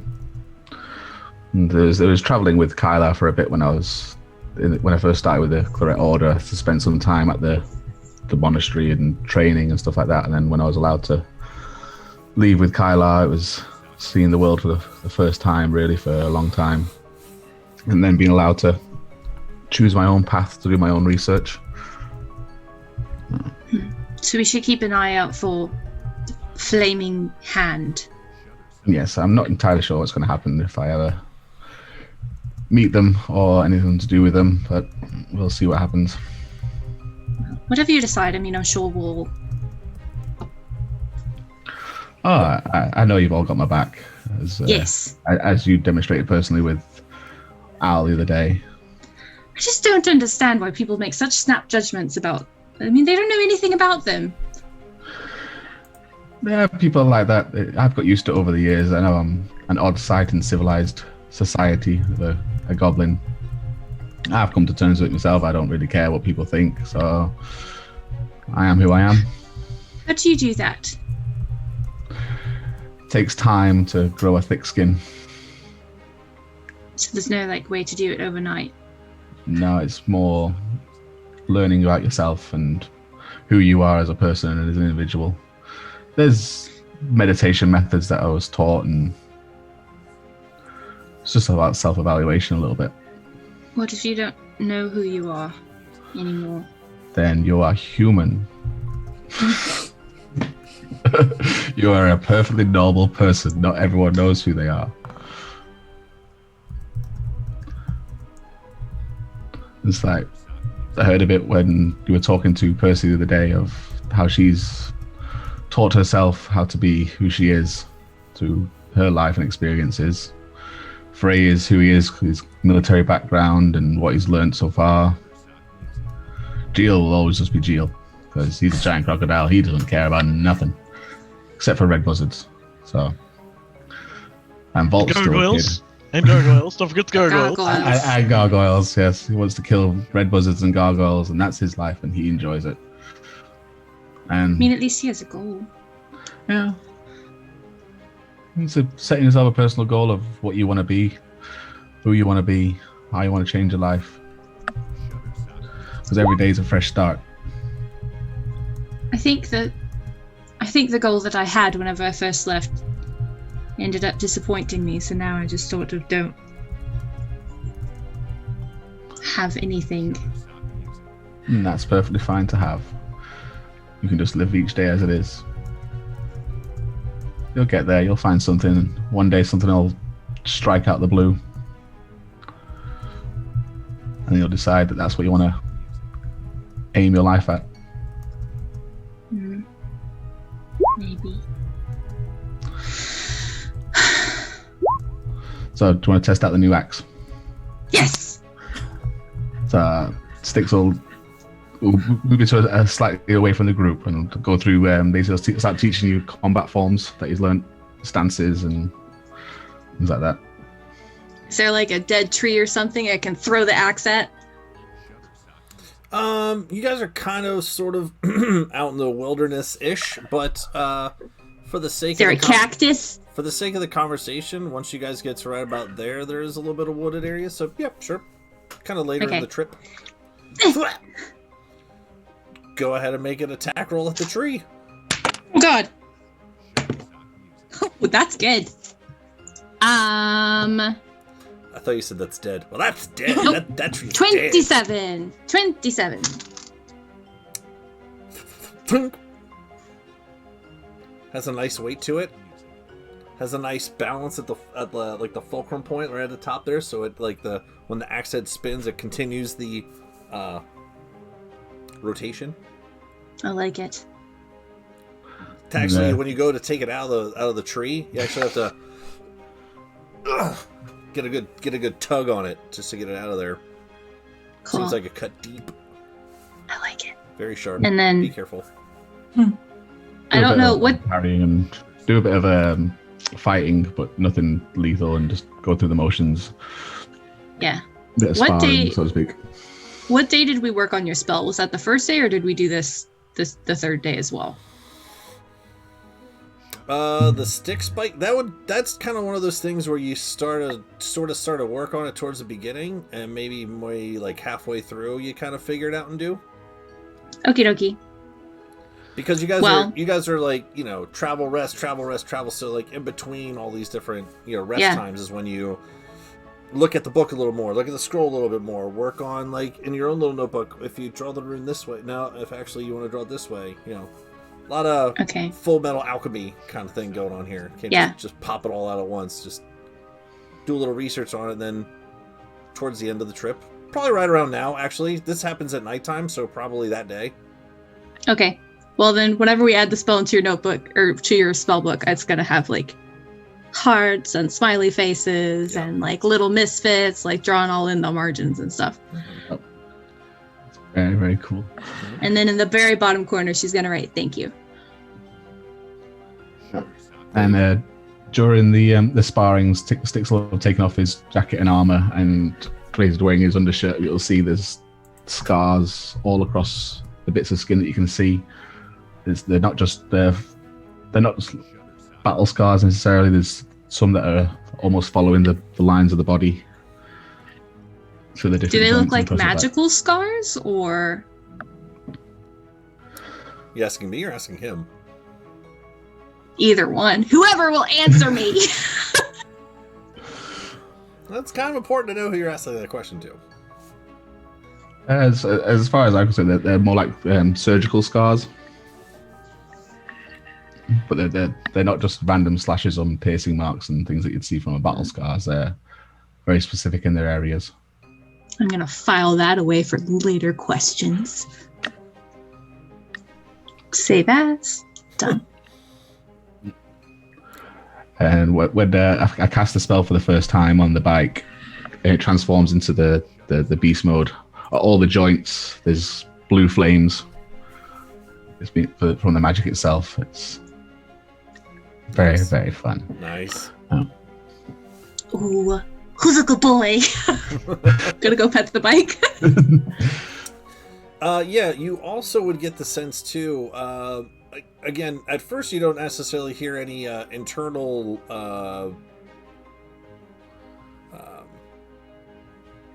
telepathic voice in your head or anything like that, but it does seem to respond a little bit to verbal commands, whether in beast or in bike form. Something about having Alona's help from, again, this artificer perspective and the sentience that Misfit has. Maybe she kind of leaked a little bit of that into the casting of the spell just to put a little Ilona sparkle on it. It responds to infernal. Please tell me they're literal sparkles. Just coming out the combustion at the back. Just, it looks like flames, but if you look really close, it's just flame sparkles. Flame sparkles. Love it. You gotta really look deep. You know, you look really. Are those flames? Those are freaking sparkles. Don't notice it unless you're looking. Why do I feel like this entire area is going to be glittery for the rest of the? That's how you know where Styx goes, dude. Ilona was here. You know, Ghost Rider leaves the flames behind him. He has a glitter trail. Very fitting. Blue glitter. All right. Glitter. Is there anything else anyone would like to do? I gotta study the bike. Snack on my leg a little bit. Study Yeah, 'cause I away. gotta see. All right. Study away. Cool. Styx, Yes. how does this fuel work with your bike? Do you know how the inside works? May I look at it? I know a little bit that I mix the fuel to this recipe, and then I pour it in here, and it works inside. Okay. Would Goblin you mind explanation. you mind if I looked inside? I want to see if I can maybe give you an alternate fuel source, something that we can do on the spot. Okay. Yeah. That'll do, because I got a bit close with the amount of fuel I had left the other day or the week. So yeah, I'm gonna do that. I'm just gonna try to figure out how the pretty much how the engine works. See how I would make that part works, and then I'm also gonna hand Styx this little container, probably like a phone size. Be like, can you try to make this, fill this with fire? I want to see if you can do it. Well, normally the fire appears when I cut myself, so I can give that a try, and I'll hold the phone and I'll cut my hand. It's like a little container shaped like a phone. Just I'll try and concentrate my fire blood into it, sort of thing. All right. What effect are you guys trying to get out of this concoction? this is gonna go into the glove. It's pretty much I'm trying to make the container that I held the storm in be able to hold other elements. Okay. So it's kind of a win for both of us. Okay. What kind of blood magic are you trying to cast on this box, Styx? I'm trying to concentrate my Crimson Right, which is what I normally do with my sword. Basically, I cut myself. First, I'll try and cut myself with just a dagger and see if it can get the flames to go to the box. Then, if that doesn't work, I'll see if there's a sharp edge on the box and cut myself with the box. Okay. I would say Styx would roll an Arcana check, and Volt would roll. This is more of a Tinker's check since you're trying to tinker with it. That makes sense. 24. 18 plus 7, so 25. All right. Damn it. I won every time. Control shape, craft magic. Use your own blood and life essence to fuel your abilities.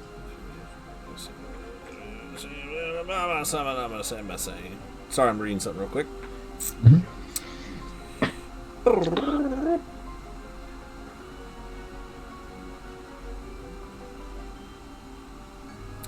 Okay. I'd have to look up one word, just so I know what the heck this word even means. I can probably tell you. Well, let me look it up first.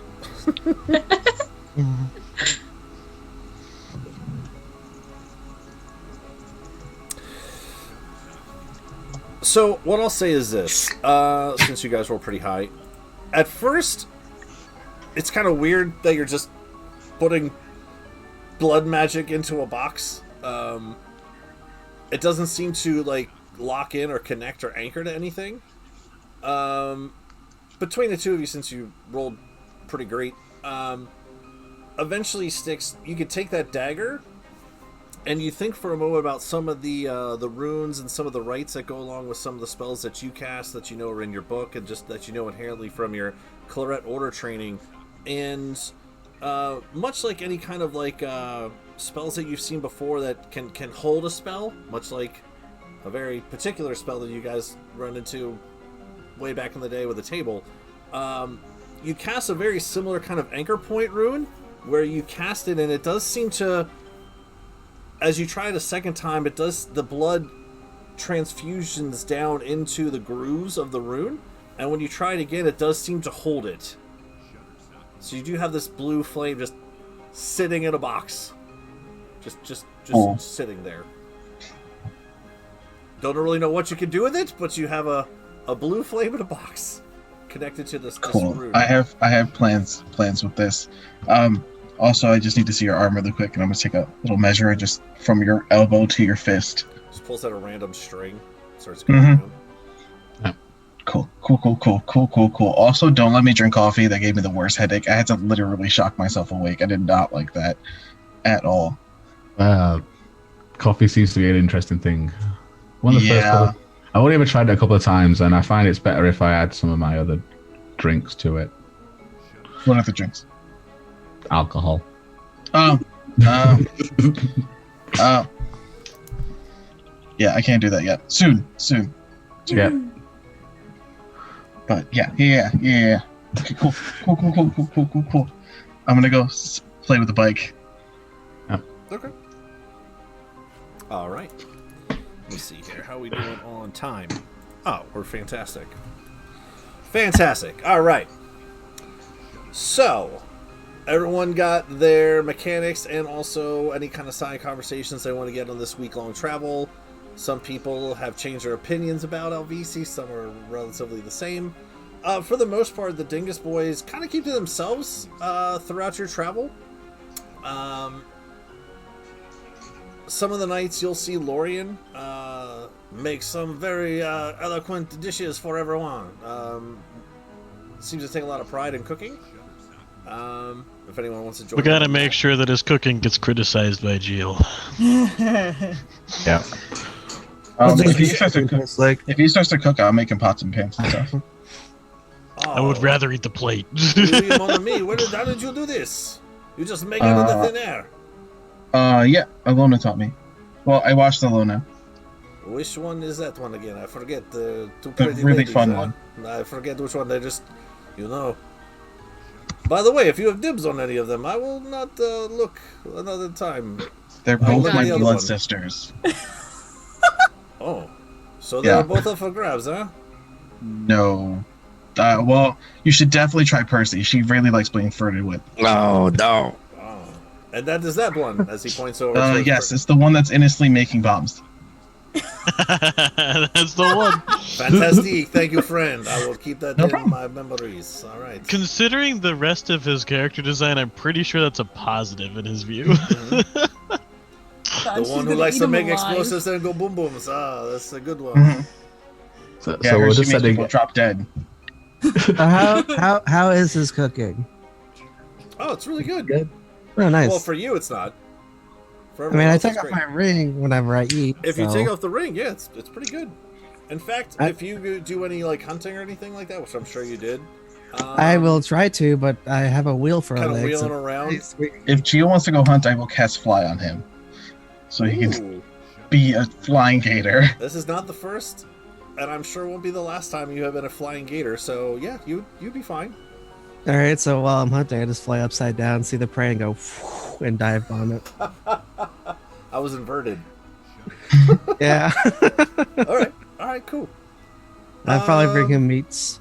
Yeah, I mean, he'd probably between the two of you, you kind of exchange recipes every night between some of the things that you're making. You know, he shows you, especially for breakfast, he makes a lot of like these little thin. You've seen pancakes and waffles before, but he makes these really thin ones and like kind of puts some different jams on them and things. Rolls them up, puts some powder on them. Huh. They seem pretty good too. You teach him like how to. These look creepy. I don't know how I feel about them. Oh, he's super creepy. Wait till he gets Percy by himself. He'll be super creepy then. Oh, Oh, no. That's awful. Kylar's got some competition, guys. Yeah. That's full awful. So, Hey! Alright, that was pretty good. I don't mind that one. So. I stabbed you. Yeah. Careful not to put him into a vegetative state. Get it? Because falafel is made of vegetables. How do you know you have true friends in the gearhearts? They're the ones that stab you. Only true friends stab each other in the face. It really cuts to the heart of the matter, you know? Hey! So, last thing before we get to the mountains.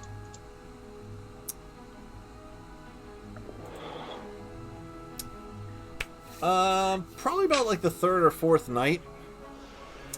Percy. As you fall asleep, you start to dream. Yay. Dun, dun, dun.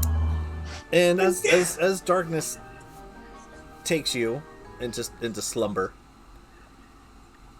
you appear to awaken, and as your vision clears, you find yourself high up into the sky, falling at an accelerated pace. And within a few quick moments, you realize that you're not actually falling, you're flying. And as your vision continues to focus, again, at the beginning, it's very blurry, it's all coming into focus as you continue to fall. You look below, and you see that you're not actually free falling, you're actually atop some sort of mounted beast or creature. It's Geo. It's Shield. You're right. Root wings. We don't The understand flying how. crocodile. And then I just start dive bombing toward the. Okay, go back to you. He did actually get both of his legs cut off and replaced with jet With one boosters. wheeled leg. It makes Also jet no boosters. sense. We're not entirely certain how he stays stable in the air. He just does. Upon further inspection, you actually see that your hands, when you look down, holding onto these reins, your hands are covered in armor, this gold metallic gauntlets. In fact, as you look around to the rest of your body, your whole body, as you look over some of your arms and your chest, you look down, your whole body is covered in this glistening plated armor. And as you continue to take in your surroundings, and this is all happening very quickly, attached to the mount on the one side is this large, ornamental, heavy shield.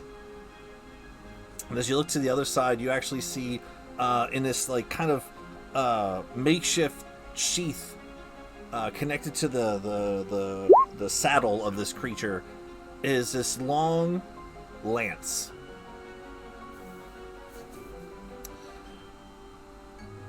And again, as you realize that you're flying, you're not falling, and you continue to fly down, your vision starts to come into more clarity. You now start to see, actually, you start to feel the warmth and heavy breathing of this massive creature under you, as you grip in tighter with your legs into the saddle. You feel the underneath, it almost like moves your whole lower half of your body as it continues to breathe. And as you take in the rest of your surroundings, you see below you a city.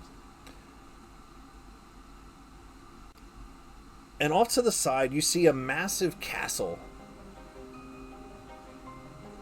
standing off, overlooking the city from an adjacent island. And in the vision, as this continues on, the vision, this whole atmosphere, this whole land seems very comforting, familiar, a sense of belonging, right?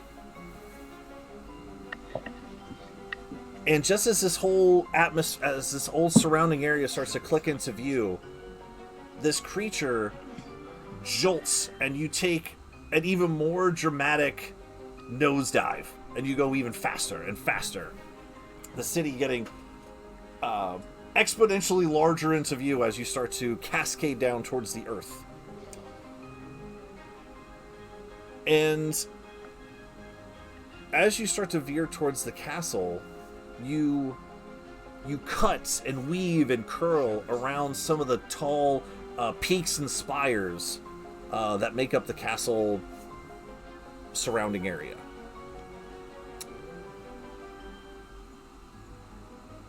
And as you make this final veer, you and the creature land in this middle top courtyard, one of the top tiers of the castle.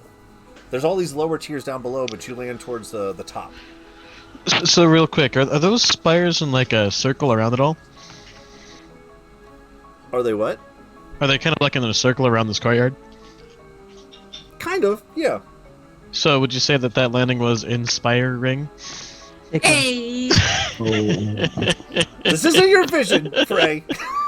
You can be inspired in your own visions. But Frey yes, never wakes up again. There is this level of preciseness to it. It's the castle itself is very very specifically mirrored. So if you look at the castle from the front, there's a larger spire in the middle with spire. So it's all very symmetrical on both sides if you were to cut it down the middle, right? But from your angle coming down, you're veering in and out between all these different peaks. And as you land in the central courtyard, you dismount. And when you turn, again, this is all from your point of view, you turn to see, in all of its splendor, a beautifully ordained and armored griffin.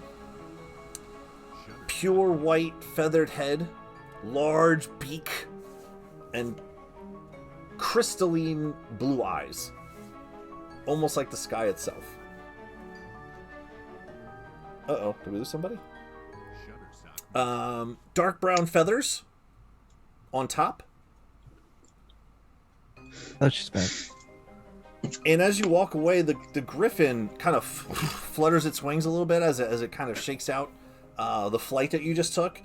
And as it flutters its wings, underneath on the other side, you see this speckled pattern of brown and black and white along the tips. And as you dismount and turn away from the griffin, you start to walk towards the main central tower. Remember how I said there was one big one in the middle? You walk towards it, and again, you're elevated. So this courtyard is elevated towards the tower. You see a set of brown heavy wooden doors, of which a guard is stationed on either side. And as you approach, the guards instinctively open the doors for you, so you can just continue to walk. You don't have to stop. And as you walk into this chamber, you walk into what appears to be a giant throne room. And the most noticeable aspect of it is the coloration, which are these dark navy blues and silver adorning many of the banners and the attire of the guards. The rug that you walk down towards, on the other end of the chamber, a large throne sits at the other end of this massive room. And as you continue to march on, you proceed closer to the throne, and you see a figure sitting in the throne. But again, you're a little too far away to make out anything distinguishable. Just see someone sitting in the throne chair. At the end, you kneel, head down, and without looking up, you hear a warm yet thunderous tone. Arise, knight! We have much to discuss. And that's where you wake up. Oh goodness, where to begin?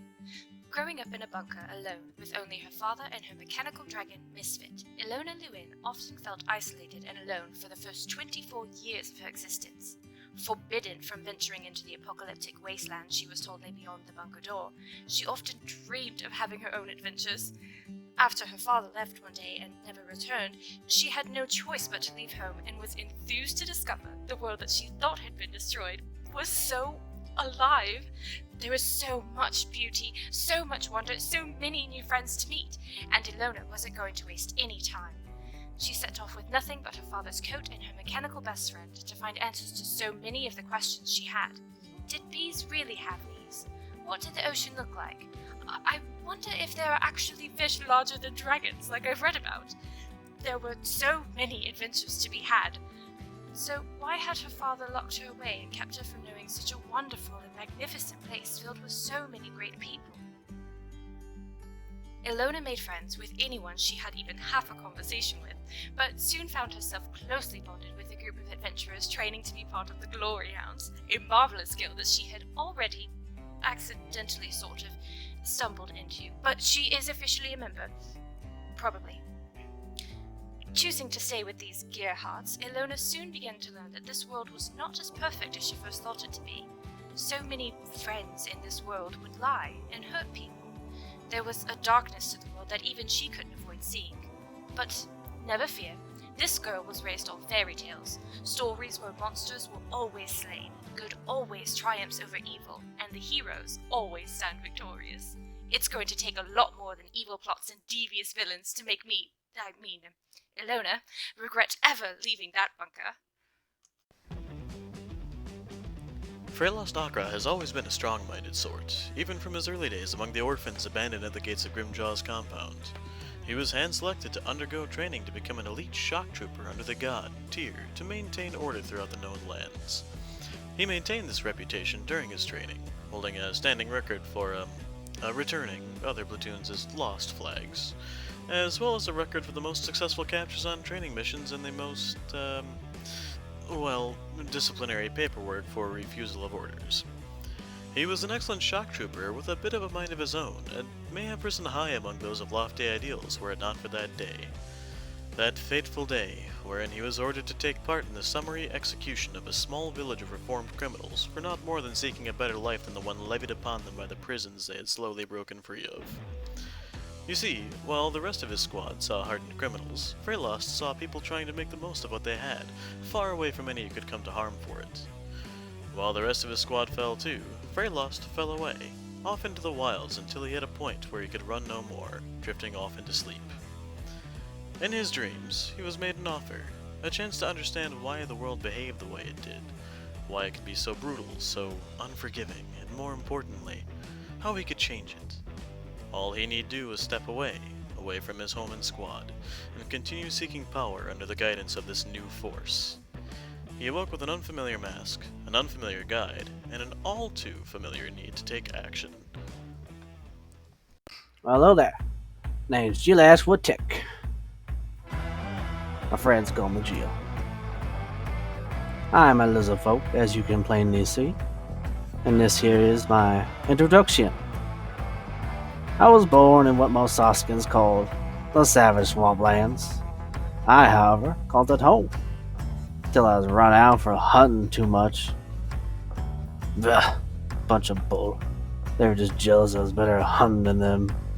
Where was I? Oh yeah, left swamp. Yeah, I left the swamp. Eventually found myself in the company of some soft-skinned mercs. They needed some muscle. I obliged. Spent a long time with them. Grew fond of them. And then one day, they died. A rival company, the Red Buzzards, thought we were moving in on their turf. So, they killed all of them. Except me. Thought they could make a spectacle of me. So they sent me over to an arena to fight forever till I died. I wasn't happy with this. So, one day, during a really nasty riot, I snuck out and escaped. I got nicked on the way out, though, so had to lay low for a few months while that healed. Eventually, when I was good and ready, I heard rumors of a new merc company opening up in Azeros, so I made my way there to hide myself among them, gather some strength and information so I can kill me some red buzzards. And that's how I met the Glory Hounds. Oh, hi. I was told to introduce myself. I'm Voltao, a 15-year-old storm chaser. My friends call me Volt. I got the nickname because I like storms. I know, shocking, right? Did I get that pun right? Is that okay? Is that good? Okay, good. Well, I'm from a small island named Akari in the Sea of Radiance. My home is known for elementals fighting off the coast every 10 years. I was on the beach for one of these fights, watching a giant snake made of clouds fighting a water elemental. After that, I was hooked. It made me want to become a storm chaser, so I headed to the mainland to see if I could find any other storms that aren't on my island. Some people tell me I get excited when I talk about storms, but what can I say? They're so cool. I really hope that I can find other people who like storms. Yeah, like crazy storms, like when the wind blows from a cold to a hot and makes a tornado that can destroy an entire village by just going through it. Wait, we're out of time? No, but it was just getting good. Styx ain't had the easiest of lives, but what he has lived through has made him the goblin he is today. He was born and raised in this tiny village situated in the forest that surrounds the Shadowvale Mountains. Life was peaceful until the night the heroes came to visit and threw his life into darkness. Alone and afraid in a world he didn't understand, he sought shelter in the only place he could find, the ruins he had heard about as a child, buried deep within the Shadowvale Mountain. Just one problem with that: the ruins weren't empty. The years passed filled with pain, fear, and solitude until he was rescued by his now closest friend Kylar. This fateful day would change Styx's life forever. He was no longer alone in the world. He had friends, he had a family, he had a cause to fight for. Styx is now a blood hunter and a member of the Claret Order, those who fight against the darkness and the things that would use the darkness as a weapon. His training now complete, he has decided to travel and expand his knowledge of the world and the secrets it hides. Eventually, his travels led him to Lower Azero and the guild hall of the Glory Hounds. Little did Styx know that this one act of accepting work would have such a big impact on his life. Styx now has some new comrades and new friends to explore the world with, and new ways to look at the world. He has found a talent for magic he didn't know about, and through this magic, his familiar, Acheron. The shadows of his past are once again looming behind Styx, but Styx knows he has friends to help him. He ain't alone anymore, and he ain't afraid anymore. He's still the same goblin he's always been, but one thing he knows for sure. It's true what they say, mate. What don't kill you can scar you for life. But the drink helps. Persephone Sharonford Vanderoth Kearney de Renard III, fourth child of Viscount Zephyros de Renard, daughter of the House of Blades. At your service. But don't let my good breeding fool you. My family not only rules Theros with the other three houses, but we also control its military. As a child, instead of playing with dolls and learning how to arrange flowers, like my sisters, I studied combat and tactics with my brothers, and I was rather good at it. Then I discovered engineering and constructed my first firearm, Requiem. Life was going well, until I overheard my parents discussing an arranged marriage for me. Having already been thoroughly disillusioned about the bliss that is usually associated with marriage, I did the only thing I could. Claimed I was going for a long visit with Great Aunt Rosalind in Upper Azeros, took the longer route by land, and remained in Lower Azeros instead. I calculated it would be around 2 months before anyone showed up looking for me, by which time I would be long gone, a false name hiding my trail. Unfortunately, I miscalculated. Far too soon I heard that my eldest sister, Calypso, was in town looking for me. My miscalculation, father's choice and agent, and the sudden discovery that a band of thugs have been seeking to kidnap Calypso left me less than ecstatic. I had little choice but to reveal my identity to my new allies and escort my sister back to the safety of our estate in Imbrick, hopefully drawing out the brigands in the process. So far, things are going about as well as everything else lately.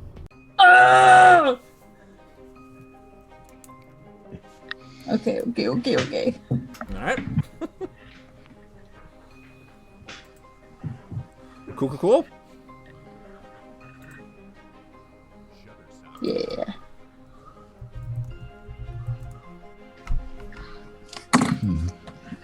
All right. So with that, okay.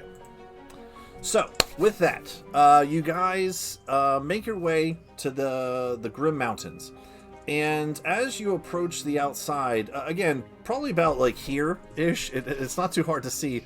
Like kind of like here, kind of like your third, fourth day into it, you can see off in the distance this mountain range as you continue to get closer and closer. And once you get to right about there, where the orange meets the purple, it's interesting. So you have your mech stangs, and there's, if you weren't looking for it, you wouldn't see it. But it's this weird kind of optical illusion where there's an opening in the mountainside, but again, if you don't know it's there, you don't know it's there. And the Dingus boys continue to kind of like walk up this trail towards this opening, and when you get to the top and look in, there's this long dark cave that seems to just go off into the darkness. Put on my goggles. Okay. No gargoyles, so that's good. Put on my night vision goggles. Okay. And this darkness goes... I cast light on the lenses of his dark vision goggles. You are now blinded for life. No, I'm just kidding. Blinded in one leg. Blinded in one leg? Yeah, one leg. He has one leg and he's blinded. Okay, good. So again, this darkness seems to just go off down into this expanse, and again, this cave kind of goes like down on this slow, gradual slope. What do you guys want to do? Follow the Dingus boys, using my goggles as a torch because someone cast light on them. Well, if everyone's ready, we can press on. It shouldn't be too much farther till we get to the escort. It wouldn't actually blind you, buddy. Ah! Well, you guys stab each other. I mean, what's blinding? That's actually probably less worse. You guys stab each other. So, as you guys continue on, it seems like you just continue to walk into this dark cave. But about 100, 150 feet or so down, you just walk through, and this vast expanse of a cavern opens up in front of you as you walk through some sort of illusionary barrier that was masking any sort of visual or auditorial that's what I'm looking for here. Presence to be known from the other side. It seems to cut off any sort of visual or audio from the other side. And as you walk in through this barrier, you see before you this. Again, it's still kind of dark in here, but an odd makeshift train depot, if you will. It doesn't have a start or an end. It seems like you must be in some sort of like turnaround, if that makes sense. And as you come into this area, you see, basically you guys are in a subway where the train hasn't come yet. So you just kind of walk in, and the Dingus boys don't seem to question anything. They just kind of walk right up to the edge of the platform. Well, I guess we just kind of hang out here till the next transport comes. Yep, and they're just kind of just hanging out. There's some benches in this area. It's all basically as much as a New York City subway you can get. It's kind of tiled in here, kind of dirty. How long does it usually take? Well, I'm glad you asked. It gives us time to talk, but it just depends on when the last one came through here or not. There is no real schedule, if you will. All right, I walk up behind. I wheel myself up behind them with my wheel leg and just stand there. Try to keep my balance on my stupid leg that I decided to have. I will go be a crutch for Jill so he has someone to lean on if he needs it. Somebody. To lean on. Couldn't we just like continue on our own here? Unfortunately not. The only way in to Scavenger City is by transport. Unless you have an airship that you forgot to tell us about. Well, no, but like, my boy Volt over here can make us fly. All of Yes, us? but if the I mean, train not does at the same come, time, but probably eventually. we don't want the train to hit us if it comes while we're still moving. Ray can beat it up. Yeah, probably. I Yeah. bet I could suplex that shit. If you wanted to go by flight or airship, that's a different tunnel altogether. That's not. We'd have to go up to the north farther. Hmm. So, like, how irregular are these transports? We talking like later on in the day, later on in the week, later on in the month? Yeah, how long between each? It just depends on the time of day, but I mean, 20 minutes and half hours. All right, so sometimes. day, yeah. All right, never mind that. It's not worth the time. Yeah, just patience, everyone. And we made it this far. What's another? I don't know. 5 minutes. I don't And do time. beef jerky. The difference between the total decay of Jill's old leg and not. I check up on my leg. How's this doing? Hold up. I take a nibble. You nibble at your own leg. Auto cannibalism. Don't eat your leg! Slaps him on the snout. Well, like I said, once we get into Scavenger City, I mean, all you got to do is check in, and we can go right to the good doctor, and should be able to fix your lizard friend up here pretty quick. I meant to ask this before. Are you a lizard or a gator or a crocodile or a dragon or a dinosaur or what are you in particular? The big list. Crocodile? Or a salamander or a gecko or what? Crocodile? Do you Take eat your own leg often, or is that just like? I mean, you never really get a chance to eat your own leg. No, see, it's not his leg. He can shed his tail, though, and he definitely eats that. I see it happen all the time. I do not shed my tail. He is a liar. Shh. I Kind of need gives that you like the to spin. cockeyed look, like doesn't really know. Who to He's believe just at this shy point. about it. He didn't want to like make it common knowledge, you know. I throw jerky at you, or at fucking Ray. When, Throw jerky at yourself? Throw jerky at myself. Kind I of eat like the jerky leans, and kind of slides in next to Percy a little bit.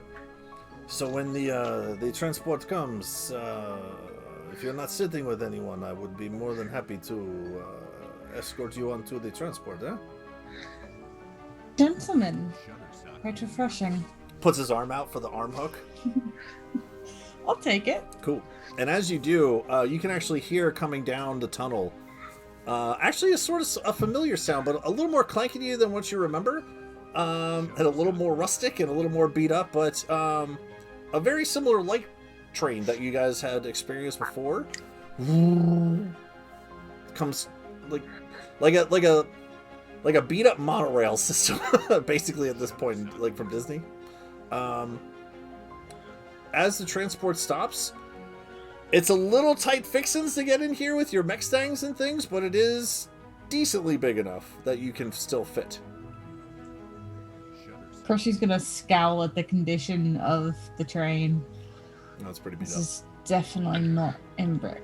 Oh my god, this is the coolest thing I've ever seen. The last one I saw, you guys blew up. This thing is so cool.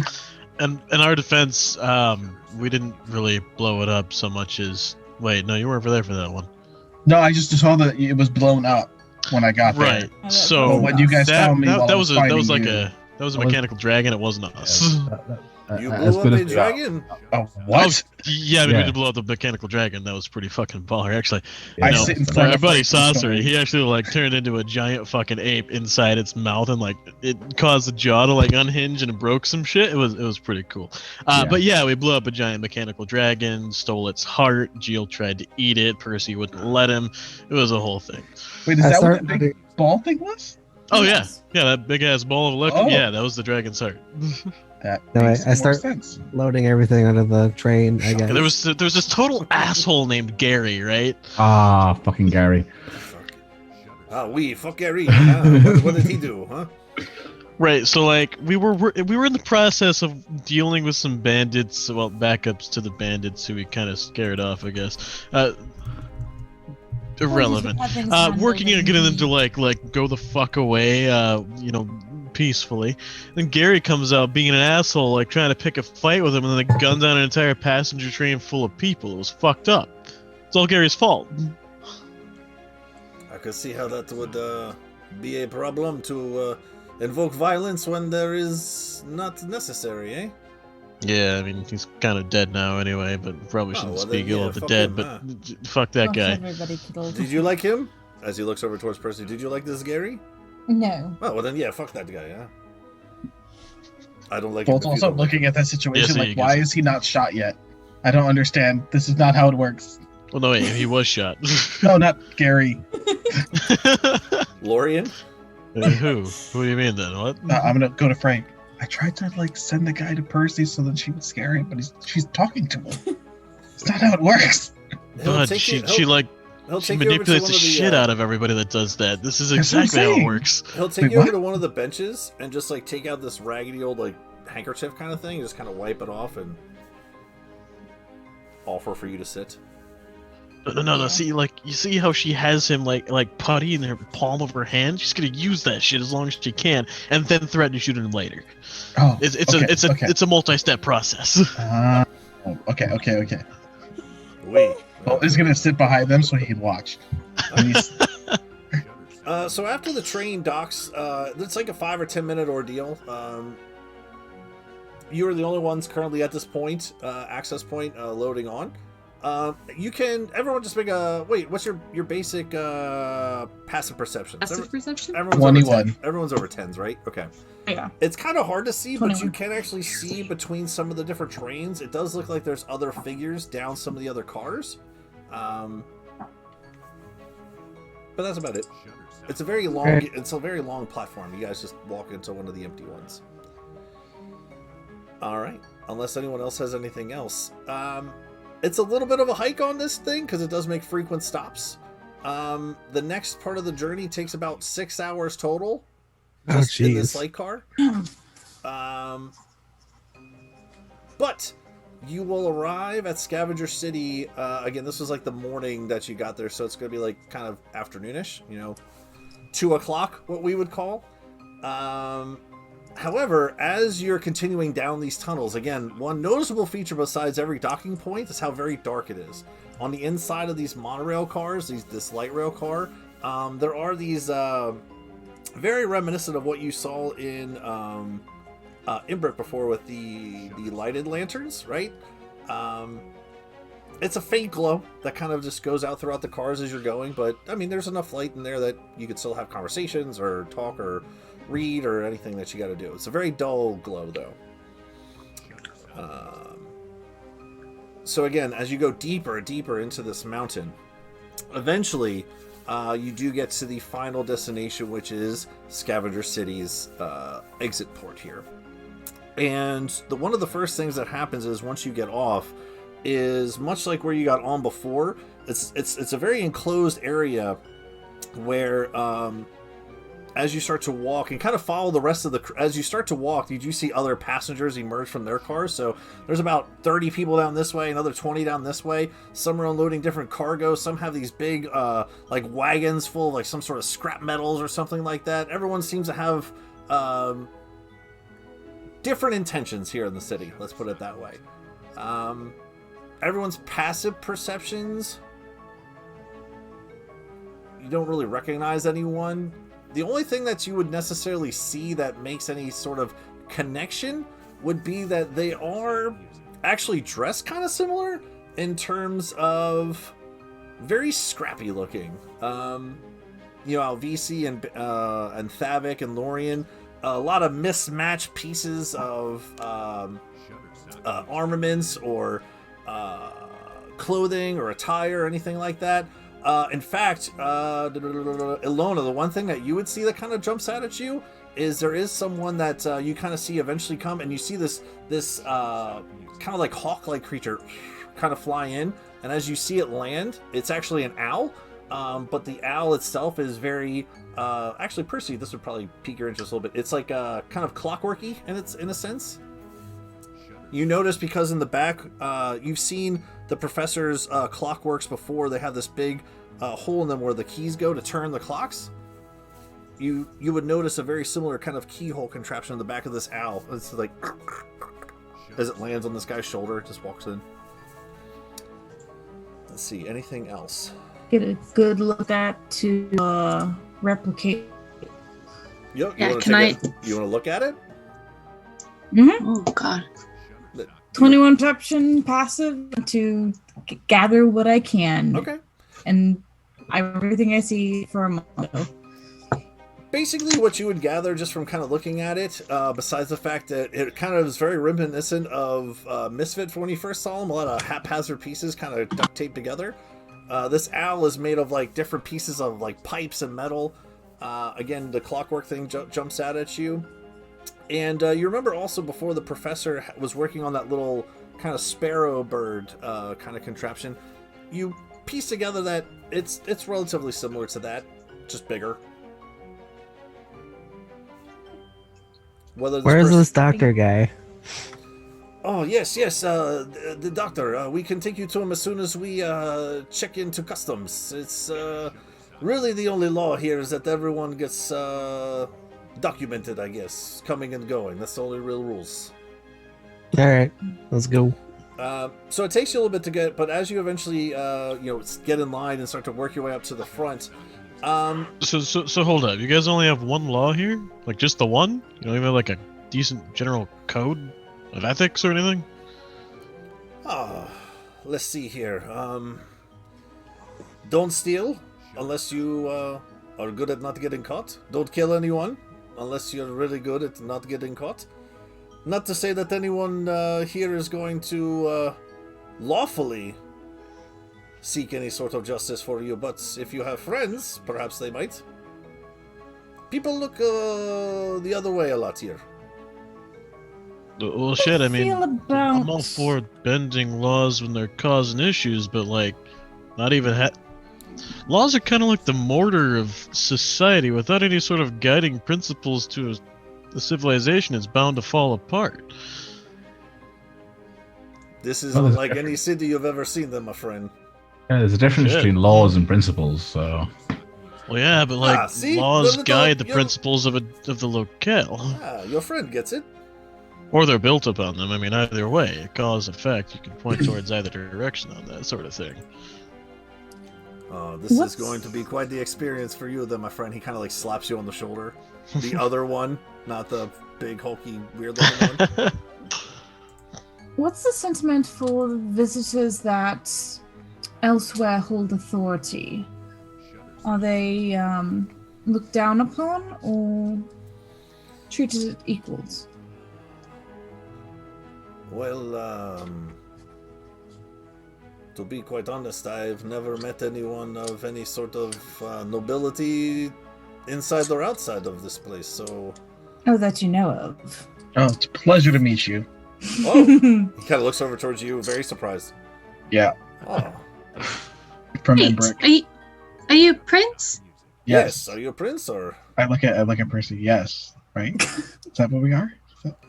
To be quite honest, friend, I don't think I would necessarily mention anything like that here. Perhaps someone Good might, to know. Kidnap you for ransom or something. If anyone that would be fun. Seeking you for monetary means. So, like, if that happens, do I just sit there and like let them think they're winning, or do I like struggle? So here's what you do, right? You tell them that you have this awesome like opportunity to help make both of you guys some serious cash. It's just you got some money that's tied up in some foreign accounts that you really need some help That's getting. Good work, yes. Over. Oh, but they have to give me money first so that I can go into that account? Yeah, they're gonna give you the money so you can afford to start like getting these wagons moving, because right now it's tied up in customs. You can't use that money on like actually buying the wagons to transfer it. So we get some outside funds to move it over, and then they give you money, and then you're good to just go away with it. It's great. How long is this line again? Yeah, Bill's no, you're moving. slowly moving up in the middle of this conversation. Like, people in front and behind you are kind of like giving a couple, like, not really paying attention, but paying attention. Like, you do see a couple occasional glances of, all right. So they're not looked down on or treated poorly, driven out, but there is a risk that someone's stupid enough to try to kidnap them. Oh, don't worry, Sherry. If you're around me, you're very well protected. I will not let anyone touch you. Her name's name's Percy, Bolt. not Sherry. Oh, Oh, did I say it wrong? yeah. Percy. I understood it, didn't I? So, deep inside the interior of the Grim Mountains lies an enormous underground dwelling known as Scavenger City. This once small mining camp has over the years secretly turned into a larger drifter city. No law enforcement, no judges, no government. A more so universal code of conduct is law here. If you do something illegal, don't get caught or deal with the consequences. Whatever that may be. Scavenger City is where one might go to scrap some metal for coin, or perhaps where one might go to hide, perhaps to escape or to be forgotten, or to find a new life altogether. Some rare relics and shops are sure to be found, as well as potential danger around every corner.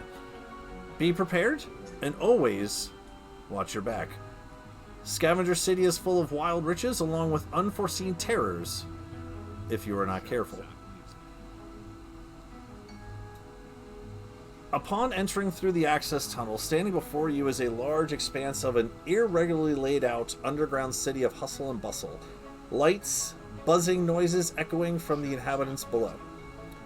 Wide walking platforms seem to connect many of the larger buildings that dart in some sort of zigzagging pattern throughout. The city itself has no particular center, more so buildings upon buildings stacked upon one another. Also in the air, seen traversing from dock to dock, are small mini cargo airships. Some seem to contain people, while others presumably for goods and products. High up above, you see larger airships continuing into the city space from larger access tunnels from the one that you currently stand in now. So you guys came in a train one, there's larger ones for airships up above. All, again, carrying unknown cargo. The atmosphere has an odd, warm, yet unsettling feel to it. The air is cool and fresh. The bright, multicolored lights down below from this distance give off a welcoming and intriguing glow. Gearhearts, welcome to Scavenger City. Oh God.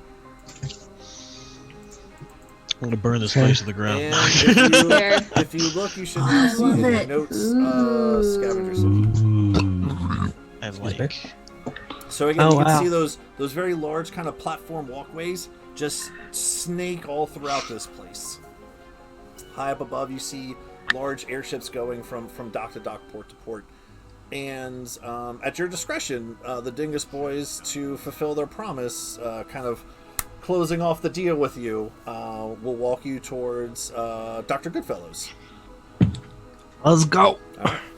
As you guys are walking through here, it's a very odd feel in traverse of the first time you entered Imbric. If you remember, for some of you, especially the larger crocodilian or smaller goblinoid critter, some gave you some odd looks. Some were very apparent about it, while others tried to hide it and then turn away. Here, there are all different walks of life. No one seems to pay you much attention. Some of your higher passive perceptions, you do occasionally see someone kind of stare or glance, but the glance isn't necessarily so much as demeaning, more so insightful, kind of getting a pulse on this group. And it's not just you, it's everyone that's walking in. Some are giving these kind of side cock stares as more pass through. And as they lead you on to the good doctor. Can I keep I just want to keep an eye out for anyone suspicious, like extra suspicious. Everyone's suspicious here. But I also want to keep an eye out for if I see any familiar faces. Okay. I will lock that in. So, like, anyone else guys, looking for I was anything? thinking it'd be really fucking cool, right? Gargoyles and We've red got- buzzards. Yeah, sounds right. Got it. The standard. Anyway, so I was thinking, like, it'd be this really fucking cool idea, right? So you know how Jill's getting a new leg? You know how I got this, like, one super cool, like, super muscled up arm coated in shadow and shit? What if I cut my other arm off and replaced it with a metallic prosthetic? Yeah, totally. Do you want me to help? First, look at the quality before you No. make any decisions, because it might not be worth it. Shit, you know, that's a good point. Just don't do that. That's a nice arm. Just don't. You're saying is Can we that just- I should go with the wooden one instead. No, can we just make No. You need an some. agreement to not cut our limbs off? I feel Yeah, like that's not. You need some metal legs to run faster. No, I'm pretty fucking good at running as is. Metal tends Yeah, to but- not really but- compact but- too well, so it doesn't bounce No, you back could put, nearly as like- well either. Little jet boosters in them, so then you can. Oh fuck, that's a great idea. That would definitely would solve take that problem. A lot of time to get going. Also, for fuel. us. Like you're always running out of fuel. Yeah, but I've got a few bottles of alchemist fire. I'm sure that could help. Wait, you do? Yes. I got like 3 bottles of alchemist fire. Oh my goodness. I was gonna put it in the bike just to see what would happen, but I never really got a chance to do that yet. Can I? Don't. Can I? No, you should definitely do that. Can I see them? Yeah, I'll pull a bottle out. Don't Can I need to borrow even it? Do some Yeah. regulators. Put it in my. Can I have one to throw at a random building? No. Let's say that. Let's save that for our exit party. Oh, okay. When we steal an airship, If we you throw it over the must. side.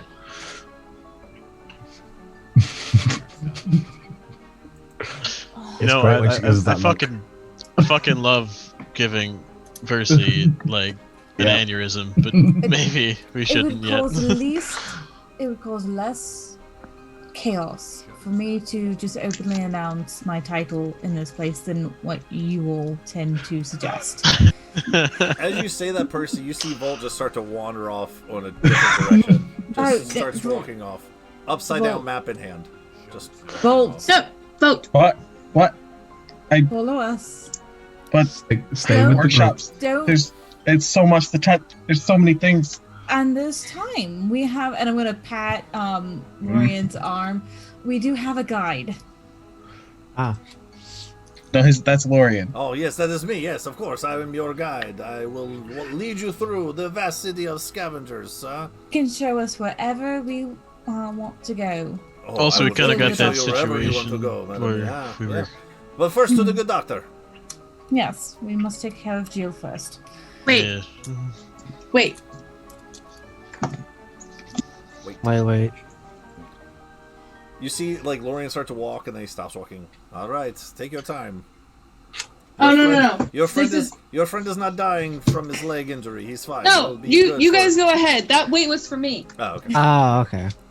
Out of character. She gets to stay. Just stays No, there no. like a lost kid Well, in the you mall. know, we, just staying there. Oh God, where? Oh God. We do kind of have a time crunch in that we were gonna go looking in all the other cities that were probably gonna be attacked and such, but you know, we Yeah, can but- sort of explore. Yeah, I wanted to find a workshop really fast so I could start working on stuff. So I was trying to. Let's get Jill sorted out first. Then we find a We- workshop. Then we steal an we airship to should- go and check the other cities. Yeah. Should I mean, not- he's probably got like plenty of things that you need for a workshop anyway in a prosthetics shop. and we really should Ooh, not maybe. split up in a place like this. And Oh, I that want someone to try to kidnap me. That would be funny. No, Fucking I'm thinking more Volt, along the lines no. of we might never find each other again. At the very least, we should find a place that we can all meet up again later, so it's not, Yeah, you know. a central point for us to work from. Well, the last time you wandered off on your own, you blew yourself up. And the time before that, actually, you Well, did the I didn't same walk off fucking alone thing. that time. I didn't walk off that. You guys, we followed. True. First time And though, I I got followed lost you and the found first you time guys. too, because Well, no, the first time I got No. lost, I found you guys. I think that was a good win. Fine, the second time, like when you went off to like see what was going on up in the doctor's quarters and shit. You went and blew yourself up by like grabbing the electricity bomb or whatever the fuck. That was research. That was not. That's not okay. It works. Basically, when you're on your own, you have a habit of getting blown up, and it's kind of a problem. You kind of are 2 for 3, just throwing it out there. That's fair. You have a whole ass book about it, for that matter. Like, it's double fair. Full follows. Doesn't argue anymore. I also want to find workshops. We'll do that next. and then you can blow up in there instead. I'm going to quickly take out the drink tankard, put it on the floor, let it spin, so I know where the closest pub is. Okay. So as you guys are walking, it's again, you're underground, so it's kind of hard to technically know north, south, east, or west. But as you guys are walking, hold on, let me think. It kind of points. You guys are walking this way. It kind of points off like between 9 and 10 o'clock that way. Keeping that for a mental note. Got it. So as you guys are walking, you eventually make your way to Dr. Goodfellow's hospital. Now, the hospital doesn't look like much from the outside. What looks to be a passenger car for a train that's been modified.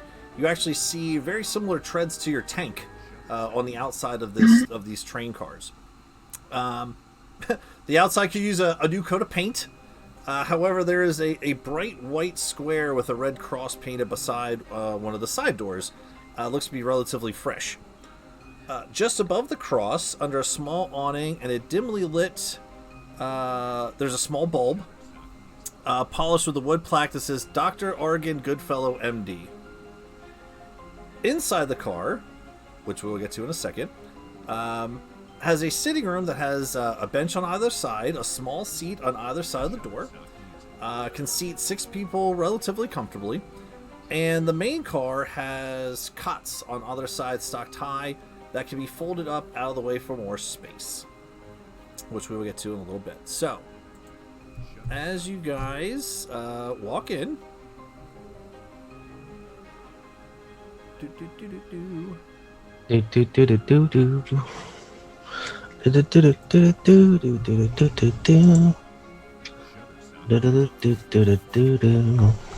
you'll hear some like hustle and bustle coming from behind, towards one of the back parts of the train cars. And as you do... Oh, hello, a person. Oh, hello. Now all the cameras are messed up. I was like, who the heck is Matt? Oh, no. Yeah, if everyone just turns off their cameras real quick. I think we had to do that anyway because my cat ruined everything earlier. All right, everyone back in order? Oh, wait. And then Heather, and then May, Kevin, Crab. Matt, can you turn your camera off and turn it back on there real quick, please? Sure thing. Where'd you go? Oh, there you are. Okay, cool. Give me 1 second, everybody. Give me 1 second. Everyone say hi to Matt. Hello. Matt. Hey. Hello Matt, again, this everyone. is everyone. Okay. So, Jin, as you're working in your makeshift hospital beds, you hear the front entrance to your hospital/shop open. What are you doing? Currently working on another patient. So when I hear them come in, just call out, "If you don't mind, folks, please sit in the waiting area. I'll be right with you." Just hear from echoing back in somewhere behind a curtain pulled train car. Okay. I sit in a chair. Yeah, sure thing, man. I mean, my buddy just cut his own leg off and shit, but yeah, we can wait. Okay. Well, I currently have a young gentleman here I'm stitching up, but I'll make sure to rush. Is he bleeding out, or do you have it tourniqueted off? Oh, neither. We just cauterize it, you know. We put a wheel on it. It's been Right. a few days. Did anyone happen to save the leg? I might be able to reattach it. You know, actually, for the first time in fucking ages, yeah, actually, we did. We did, but it's sort of missing a few bites. He tried to eat his own leg. It's snappish. Right. That's the first instance of self-cannibalism I've ever heard, but hopefully it's the last. Also, there was that incident with the whole, like, necrotizing worm that caused it to be cut off in the first... Look, I mean, little you got time. things. It's probably easier if you look at it when you come out. Ow, ow, ow, ow, ow, ow. Just right there, start swearing off. Give me a moment. Oh, gosh, hurry up. Finish that. Just hear screams coming from back in the back. All right, young man, you're ready to go? Oh. Just tell your ma I said hi and don't go playing with knives again. Do I get a treat or something? Usually you got treats. Here's a cookie.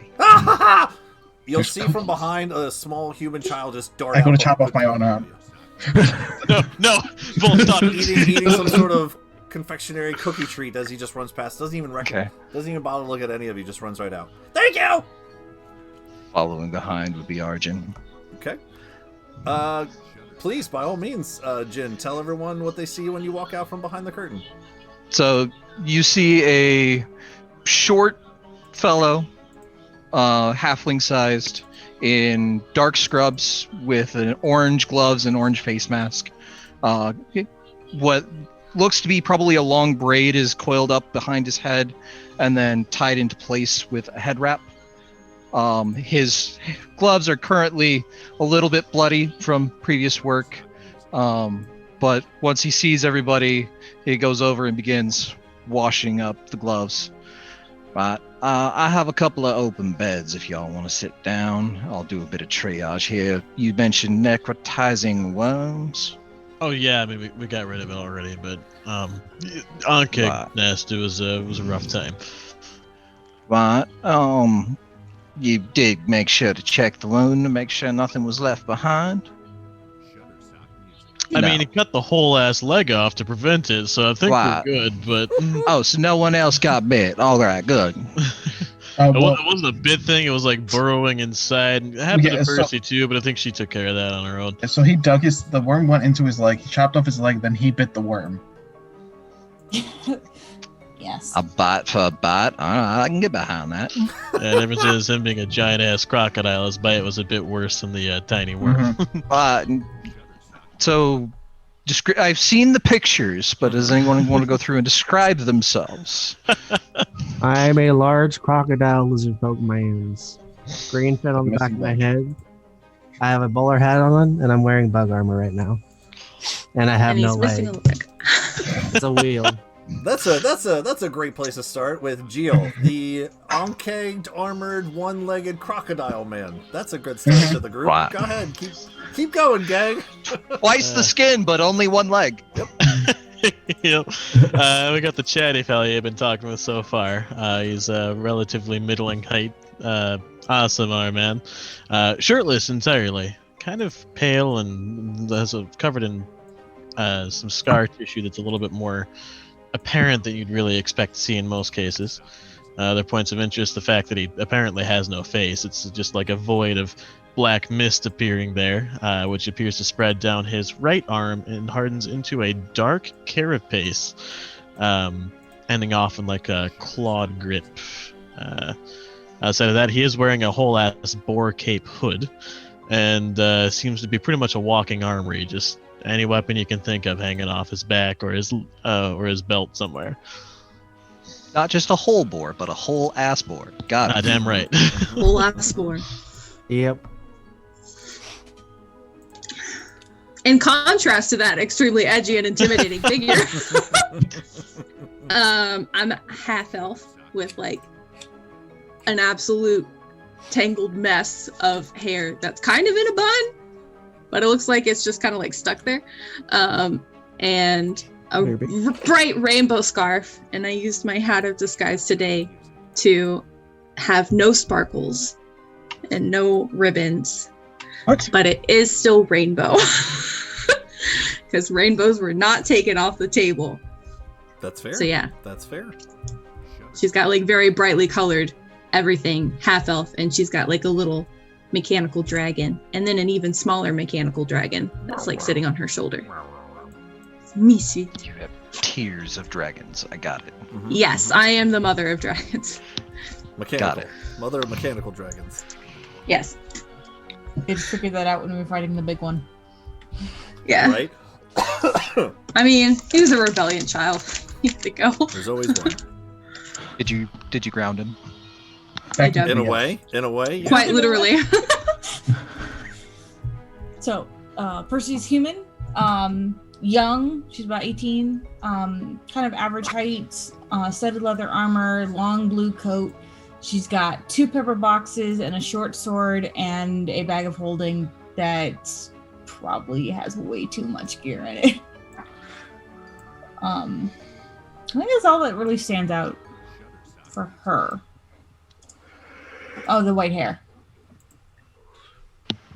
Can't forget the white hair. Yeah, white hair all proper and pinned up. Do you want to go last, Dex, or you want me to go? Yeah, I'll go. That's fine. Okay. I'll stop being last. Second to last. Damn it. But we're saving the best for last, Kevin. Damn it, man. Styx is a little goblin with a grey-green skin, 3'9". He's wearing a long leather trench coat with no sleeves. He's got metal braces. He's wearing plate armor, bowler hat. He's got a short sword strapped to his back, a small buckler shield with a large blue gem in the middle of it, and currently there's smoke drifting off me constantly. Noticing a theme with bowler hats. Mm-hmm. Go steampunk. All right, and then lastly is the accidental male version of Percy, white hair, very young, blue coat, with a full set of armor and a scorpion backpack. And his eyes are completely white. Ta-da! Mm-hmm. All right. So I'll finish up cleaning up. Let's go a little bit. Okay, you're a big boy. Somebody mentioned they had the leg. I take it out of my backpack. Examine it. Is there much left of the leg? I don't know. How much of it did you eat, Gio? Like 2 bites. 2 gator Talking bites like of 2 a gator leg. full-size Yes. bites or like nibbles? Yeah, they need a distinction. I did make a sketch of how it looked before it had the bites taken out of it that sort of has all of the dynamics and stuff, and I'm going to pull out and like shuffle through all of my papers and then pull out like a crinkled piece and like smooth it down and hand it to him. Okay. I don't think there's much left of this to be a chicken wing. Do you want to finish it? No, we're trying to break him of the auto cannibalism thing. It's not a good thing to let him get into. Fair cultural thing. I'm not really familiar. Well, if the rest of y'all want to sit over there, I'll go see what I can do. My daughter hasn't gotten back with supplies yet, but I think I might have enough left for at least one temporary prosthetic. Oh, shit. Speaking of supplies, any small, like, tools you have laying around, maybe don't leave them laying around. He'll probably eat those, too. Usually try to keep a tight ship. Yeah, but I mean, like, literally anything. I have a question. I have an answer. Okay, so you gave the young man that was in here earlier, whenever he was leaving, Yeah. you gave him like a cookie. Are those only for people who are getting stitched up? Normally, yes. However, if you'd like, since you're waiting, you can have a cookie too. That's a good question. A good question. Everyone, go. If you seem like you are in good hands of the doctor, so if you have no more use for us, we will bid you adieu for now, huh? Hey, hold up. One second. No, go ahead, Not Volt. gonna guide us around the city after this. Well, once you are done here with the doctor, perhaps you could just come and meet us. Where could you meet us at? What are some other places? Garage, a workshop. There's I mean, it'd have to JJ's. be somewhere close because we've never been here before. We might get very lost. Lorian, I definitely could show will. them around. I was getting ready to head out of town anyway. I can at least show them around. Oh, fair enough. Well, if you decide to stick around or need a tour later with, you could meet us, the Kind Traveler. That's a bar. That's pretty close. The Jolly Tower. Another, fine establishment. He kind of winks over towards Jin. But yes, please finish up with the doctor. We will be, close. We're not leaving the city anytime soon. Alright, sounds fair.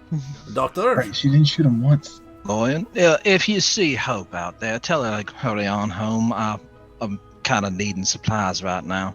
Hope is not, she's gone? Where did she go? Well, I sent her down to the mines to get me some more iron, and she hasn't come back yet. I figured she was with that boy she fancies, but it's usually late for her. Anyway, if you see her, let me know. Oui, mon ami. Take care, everyone. And they'll leave you guys to the good doctor. Guys, I just had the raddest fucking idea. Do we still have the Lord of Blades' corpse? Because like we could totally just take the leg off of that and slap it on Gio. Oh no! Yeah. Don't think we have it. No, we don't have the leg anymore. We only have the back piece that you guys attempted to make into something. Fuck. Yeah, now I only have his hand. I have his head. I'll just go pop to the back real quick, and I'll be right here. You got head You parts all and body disgusting. parts of other people now. Yeah, right. It's gonna go. Jin leaves the car and goes into a following car. All right. Since I'm getting a temporary leg, I just plop off the wheel leg and just wait. Come back after a couple minutes with a dwarf-sized leg. It's not a perfect fit. I'll have to make something a little more custom for someone your stature, but it should do for now. It's sturdier than most of my builds. However, I don't have the usual materials that I need to make a coupler for it, so I'm going to have to do this classic way. These cybernetics tend to be a little finicky. What do you need? I'm gonna reach in my bag of holding and pull out fistfuls of hardware. It's nothing like specific hardware. It's a certain material type my daughter was supposed to bring back. However, this leg will do. I'll just give you a prescription for the medication to prevent your body from rejecting it. I don't think his body rejects anything anymore. Shit, I've seen him eat. There's no way it does. Well, that's the stomach. It's a little different, but I'll take your word for it. This is gonna hurt a lot, so I'm gonna go ahead and, standard procedure is to put you under, make you unconscious for a while I do my operation. If you're uncomfortable with that, that's okay. Did I mention he sawed his own leg off? Like, fully conscious and everything? And I'll bet he twitched the whole time, and this is very delicate work, and I'd rather he not twitch. I have steady hands, but if I'm working on an unsteady person, it tends to make shoddy work. Quite a mess. Can I help? Well, if you like, I don't know if I got any scrubs your size, but if you want to go wash up over there and get the Prestidigitation, everything. Just okay, that takes care of the dirt. Doesn't take care of the germs. Just sinks over there. Scrub up. Thank you. So, with your permission, may I put you unconscious so that I can perform this procedure? Yes. All right. I take off my ring just in case that counteracts the technically poison. Technically, this is not whatever. I take off my ring of gold. Collect all of it. Put it in a little cubby next door to where the beds are. A little bit. All his personals. Have a seat over here on the bed, and we'll get you put under. All right, I go down over and sit down. I'm gonna have to draw a little bit of blood. This is for when I finally get the material I need, so I know what I need to give you. Again, this is all medical. I'm not gonna do anything weird with it. Don't have any of that weird mojo magic stuff. That weird blood magic. What? What's all that now? That was for a particular person of the group. That weird blood magic. Oh. following. Continue on, good doctor. Thank you. So we'll go through the procedure, do a slight injection with one needle and a draw with the other. Put that on the back burner for now. And once he's out, we'll start operation with my new assistant. I was spam guidance.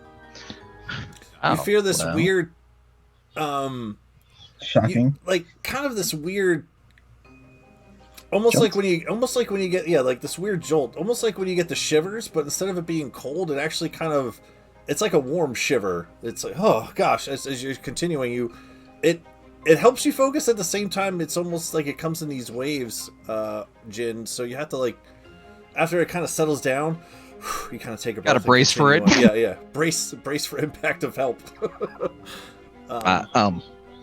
Maybe you want a fella next time. That's a little weird. Oh, sorry. I usually just do it. Okay. Oh. I'll stay clear. Right. Smart. I like that. We'll keep that. Might use it in something else. I don't know. We'll see. Also a defibrillator. A what now? I could shock people awake if it goes too far. Right. I usually just give them a good old chest thump, but I like it. Electricity. Might be able to make something on that. Anyway, procedure. Would you like to assist? Yes. Have you done surgery before? I read every book there is. So you read about it, but you haven't practiced. No, that's why I'm assisting. Right. I've also watched a couple of plays. Grey's Anatomy was a really good one. Oof. Right. I've heard Scrubs of it. was my favorite. Now that one I've seen. Good taste. Not accurate, but good taste. Alright, we'll just walk you through the procedure. This is how you install a prosthetic leg. First things first, we have to clear this cauterized cap, otherwise nothing's going to work. Now, it's going to be a lot of blood. Okay. These are surgical implements. Don't worry, we're going to go ahead and just cut it off right here. And you're going to be taking care of the blood. I'll be making sure to clear it away so I can see what I'm doing. Prestidigitation. All of it away. All of my blood flows out of my body and I die. Oh, fuck. Only with proper vacuuming systems. But no, we're gonna go ahead and stop. I blow the blood back in. Oh God! Don't do that. Don't do that. Contagions. Not only that, but an air bubble in the heart stop. Instant cardiac arrest. You can bring him back. It's fine. All the bad air. Back in bad air. All the bad air. Back in the bad air. We're gonna keep things clean. Just go ahead and just cap it off. Get that installed, and then we socket the leg on. Now we gotta make all the little nerve connections. Now normally you'll start seeing this collar here start to redden unless we give him medication to prevent the rejection. However, as you may have met a couple of people in town, there is a method that will prevent the body from rejecting it. But again, I'm out of materials, so if that's the case, when my daughter comes back, we'll just go ahead and mix something up. Get that installed. I don't know how long it's going to take. Probably an hour, 2 hours. Is there anything that the gearhearts want to do waiting in the waiting room, or do you guys want to just wait until your friend comes out of surgery? I want to go exploring. Yeah, Styx is going to get twitchy and bored, so I'm going to go outside, stretch my legs a bit. Okay. Styx, do you want to go find a magic shop? Always. Yay! Okay. I'll walk around town with my big mechanical dog with flames around it. Nice. Go to. Where should we all meet up later so that if they finish before we're done shopping? Try one of those taverns. Taverns is always a good idea. If you're looking to go shopping, Arsenal's down the road, probably your best bet. And then should we all meet up at the Kind Traveler then? Yeah. Yes. Yeah, sure, why not? Okay. Who's staying and who's going? I'm staying. I'm also staying. Someone's gonna have to know how to fix this leg when we're not here. Okay. Fair enough. I'm just gonna be a nuisance. Okay. So Ilona, Styx, and Percy, not knowing where you are in a city. Oh, I'm asking the first person. Oh, okay. Go ahead and roll a perception check. See who you find. See how dodgy of a character you find here. They're dex based. Dodgy, I get it. Hilarious. Perception, right? Yep. 11. 11? Okay. So the first person you see as you walk outside is...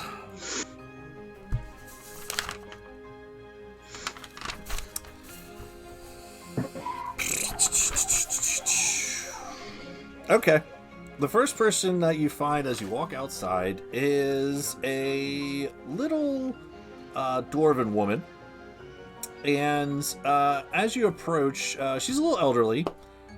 And the one thing that kind of jumps out to you is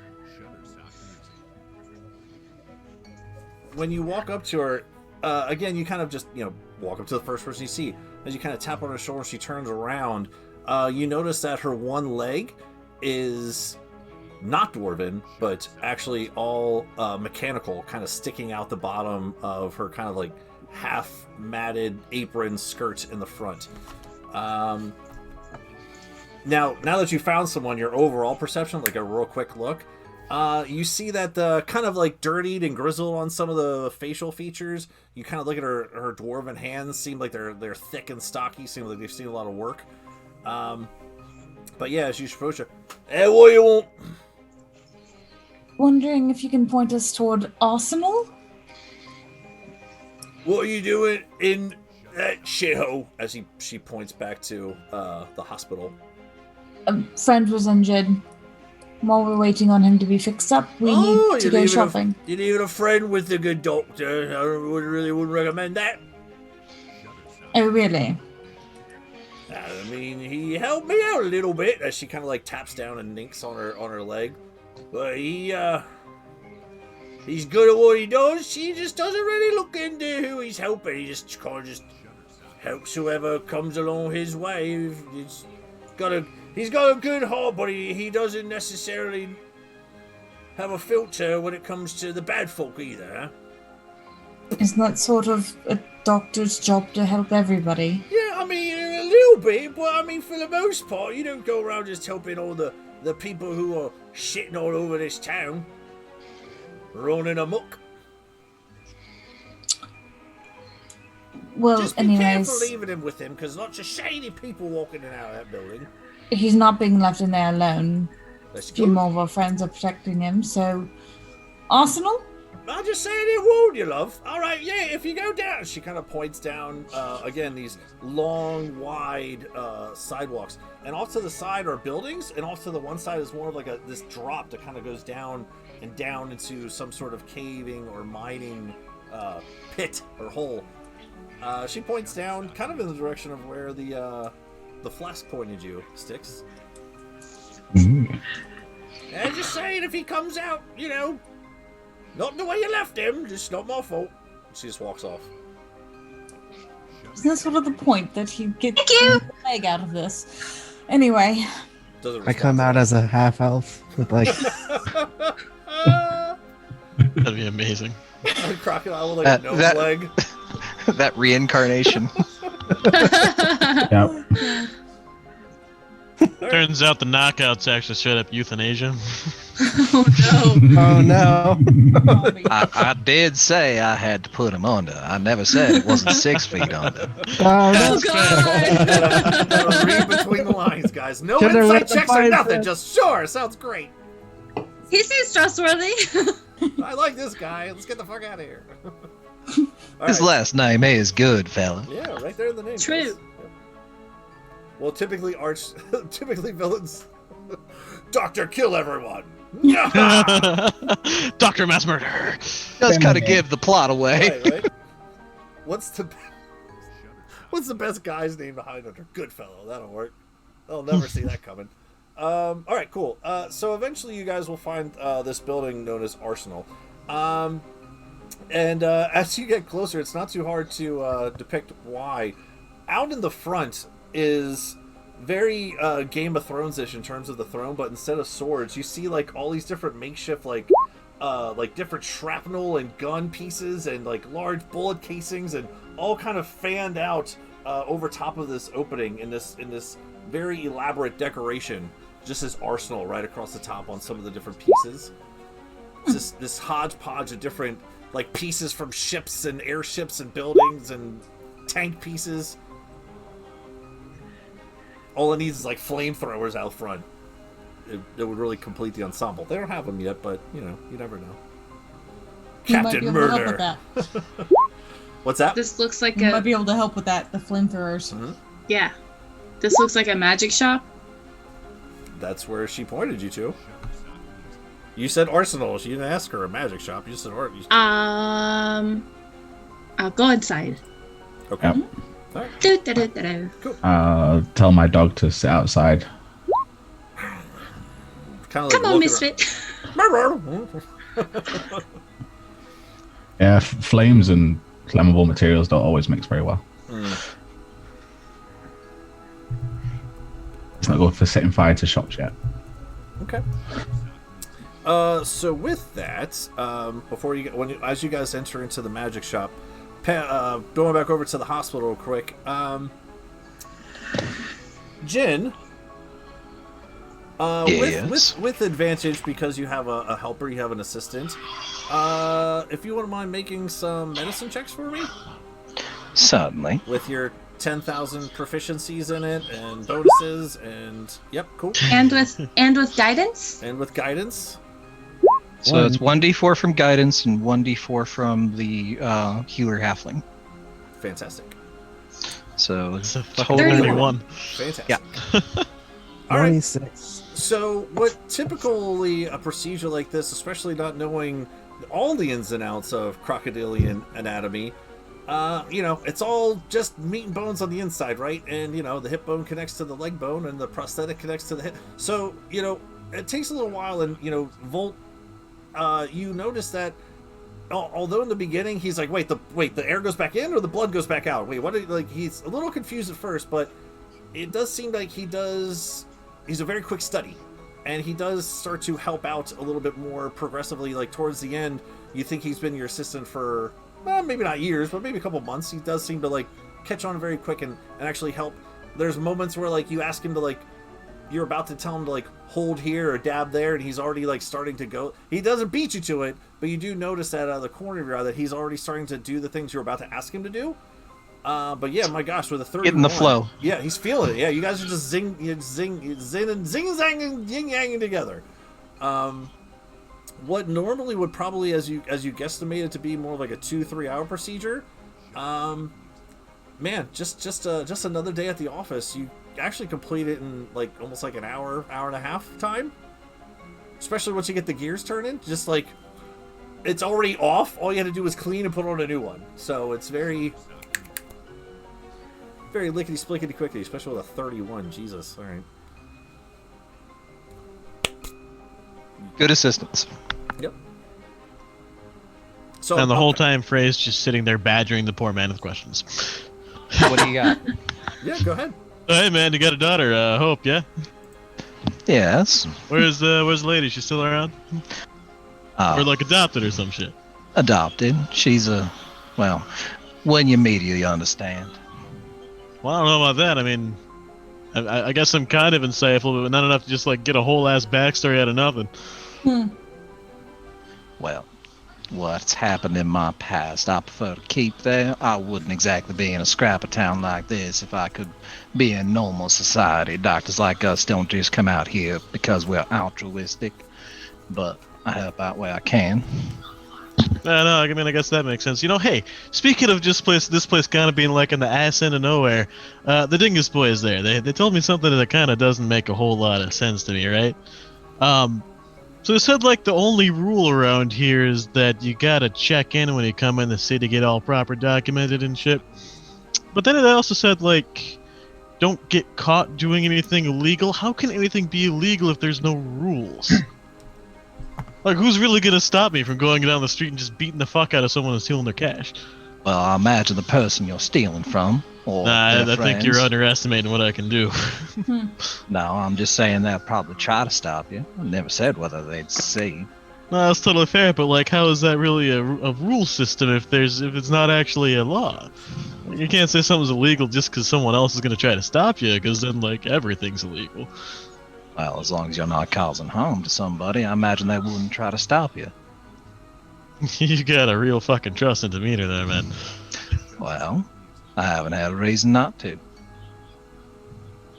Right, so let me tell you about the Lord of Blades, right? So we're just chilling, minding our own business out in the desert, and this fucker just rides up on a big-ass APC tank thing, starts trying to murder us. We didn't do shit to him, okay?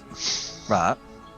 As you You know, do. conveniently skipping over the whole situation where we went and busted out one of his prisoners. Yeah, Frey, But, we did steal Dad back. Yeah, he so kidnapped you- Dad in the first place. It was entirely Right. within our rights.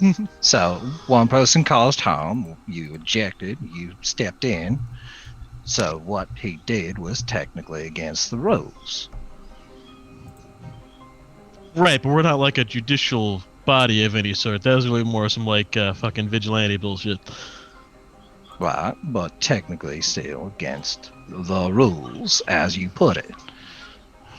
Well, yeah, but like if there's no governing body to set those rules, you can't break a rule. It doesn't exist. So why'd you fight back? Because we wanted to get the dad back, and then he tried to kill us, and we took exception to Right. that. Exactly. You understanding my point. Yeah, but I don't think you're understanding mine. I think what you're getting at is this is a lawless town, meaning there's no laws to break.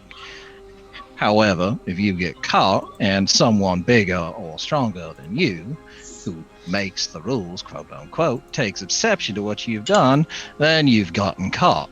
There we go. So now here we're getting to the crucial issue. Is there any like of those organizations that are big and strong enough to really set those rules in a meaningful way around here? Well, for the most part, no. There's probably the Three Tails about as much as we got as an organization here. Three Tails, alright, what are they about? Well, they live in a scrap of town. I don't know what all you're expecting from them. They run a casino. A casino, okay. I mean, shit, man. I'm gonna give it to you straight. I grew up in like, you know where Taiwan is? Not off the top of my head. Alright, shit, so that point of reference isn't gonna really work. Okay, well, it's even more remote than that anyway. So imagine like a walled-off military compound, very law-oriented place, up in the mountains. That's where I grew up. I don't really Right. get this whole concept of this other organizations not really What enforcing you're saying rules is type that shit. this town doesn't have a law, but each person has their own laws that you can't break. So you don't know what the laws are until you break one of them because you piss off the person that made up the law. Right, so like we could just be minding our own fucking business, and because we happen to hop, skip, and step into a city, like a street they don't like, we're breaking the law at that point. Well, yeah, but then we could also make a law that if they get within 6 feet of us, we can punch them, and then technically we're not breaking the law if we hit them. That is a Wow. totally like unviable system of society, though. Like, how the fuck hasn't this place fallen apart? Because we all just kind of watch out for each other.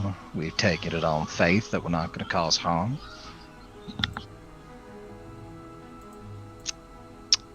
I'm gonna withhold my judgment until I see some more of this town, but that sounds like some bullshit to me. You've now met the lawful character of the group. The only one. Compared to normal society, I'd be inclined to agree with you. It's completely reckless, but most times they don't mess with me, so I don't get involved. I just patch people up when they get into a scuffle. You see, that right there is why you have the luxury of not having anybody taking wanton acts of violence at you, because you provide a meaningful service that's good for everybody, so naturally they want to stay in your good graces to keep getting that service. Yes, absolutely. Which, ironically, makes you potentially the best route for setting up a system of law here, because if you start putting rules on who you're going to help, you got more leverage to get people to stop doing dumb shit. Arjun's actually going to stop and turn. Understand something, young man. I did take an oath that I would cause no harm. For that reason, I do not ask questions about why I'm helping someone. I just make sure that they walk out that door. And I've been very good about not losing a single patient. Well, I can respect taking an oath to get that. So, Hey. that is my profession, chosen and tried. I've been keeping up with this practice for nearly 10 years. So, naturally, yes, you are right. I have the luxury of being safe from someone trying to attack me out of fear of my reprisal of not healing them. However, should you, your friends, anyone come walking through that door needing help, I'm here. That's what I do.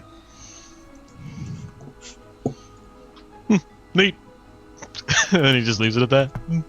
Go back to what I was doing. Love it.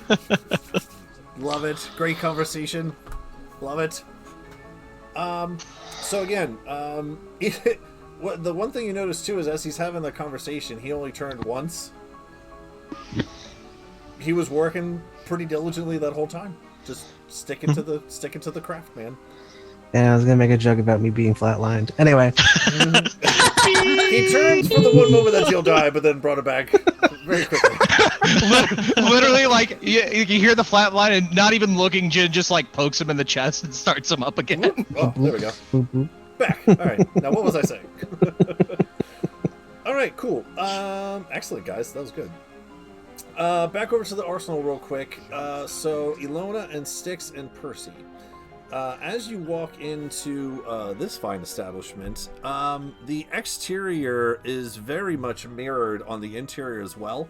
Lots of metal and chains and just a hodgepodge of different like pieces. You could swear you see like a piece of like an airship wing. There's just think of like a over the edge Hot Topic just threw up in here. So there's things hanging from the walls. It's just a crate like Spencer's and Hot Topic had a steampunk. So don't go to the back of the store. Yeah, don't go towards the back. Oh god. Or you can. That's fine. It's up to you. Anything you guys are looking for in particular in here? Does it look like it's the actual magic items or like weapons and? Oh, sorry. Yeah. So in terms of when you look around to the actual products and services in here, you see everything from swords, axes, armor, helms, crossbows. There's a couple guns in here. Any scrolls? What's your passive perception? 11. Not that you see. You can roll a perception check if you want to look specifically. I would like to look. All right. We're looking at the guns. Okay. Jesus. Terrible. It's not above an 11. In fact, for a brief moment, you're like, what was I looking for? Scrolls. Oh gosh, that's it. Okay. Hello? The small daggers and lengths of chain. Okay. Just cheapy daggers and a length of chain. Okay, if you're just looking for generic stuff, interestingly enough, in here, it's not hard to find. Now, what I will say that you will notice, I'm not going to make you roll unless you're looking for anything in particular. But when it comes to the daggers, what's your passive, Styx? 14 for my perception. All right. Without putting too much thought into it, the only other thing that you would kind of sort of notice that you've from other stores that you've been in before is that like when you go up to the daggers and even as you're passing some of the swords and things, they're all different shapes, different styles, different colors, different all that. Even when you get up to the daggers, like the little dagger section, there are some magical ones here, but if you just want basic bullshit daggers, that's fine, easy enough. However, again, some of the stores you've been in before are very makeshift in terms of like they have all the same style dagger, right? Or all the same style sword. This is like this dagger has a hook to it. This dagger's a little bit longer than the other one. This one has a crooked handle to it. They're all different. Pawn shop. From what you can gather, yep. Can I like call out? Is there anybody behind the counter or anything? Yeah, if you call it. I mean, there's other patrons in here looking around at stuff. When you say hello, you off to the corner, you see there's this large, almost similar in size to Geo creature off in the corner that actually turns over towards you. And as it does, you see kind of glistening off some of the different light textures in here. A red dragonborn turns over towards you and says, "I'll be with you in a moment." And he turns back over to the person that he's helping. Okay. Name tag? No, I we will don't wait. wear name tags in here. I will wait patiently. All right. And Percy, what are you looking for? Guns? Guns. Okay. Special ammo, maybe. Guns. Okay. Basic ammo, again, easy enough to find. Well, basic I can make. Yep. That's Look easy for enough to special. find. Go ahead and roll investigation check while you're in here. Okay. Oh, that's much better. Investigation 24. Okay. Do. Okay. So, a couple things catch your eye in here. Mm-hmm. One is way back in the day. You recall seeing a very similar contraption in the Wild Phoenix. Gatling gun? It's made on these kind of weird bullshitty kind of wheels, but off on the side is this large metal contraption, very much like you've seen on the mechs and things too. Elongated tubes, about 6 or 7 of them. It's kind of hard to tell from where you're at. But as you look over to the side, you do see that familiar crank of the Gatling gun apparatus that you saw in the Wild Phoenix. The gun itself looks great. It's on these really weird bullshitty wheels though. Like, it's kind of weird, but it's there. Another thing that you see, which is kind of unique and interesting, is off to the side. There's basic pistols and muskets and things like that. One kind of catches your eye that resembles one of the musketeers' muskets in here, along some other ones that, again, you'll start to notice the same thing Styx does, that none of these look similar. They're all very different. You see off to the side, you could swear at first glance, what is a rake doing in here? Like, that seems very out of place. But as you get a little closer, it's actually these elongated kind of musket shafts all off in a fan, and on top is this kind of cock handle where it looks like your tinkering gives you enough information that as you kind of look at it a little and kind of give it a once over, if it looks like if you were to pull back on the crank, some sort of triggering effect would illuminate all of these muskets all at one time. And as you kind of give it another once over, it seems like the loading mechanism to this is this weird kind of you kind of pop it off to the side, and as it comes back out, it's probably about 12 inches or so across, like that, where all the shells go into, and you slide it in, and it's very unique. Never seen that one before. So Gatling gun, rake gun. Any special ammo or just normal ammo? From what you see out here, just regular ammo. Okay. Is there a price on anything? The Gatling gun is $1 billion. $1 bajillion. It is What's $1? $1 bajillion golds. There we go.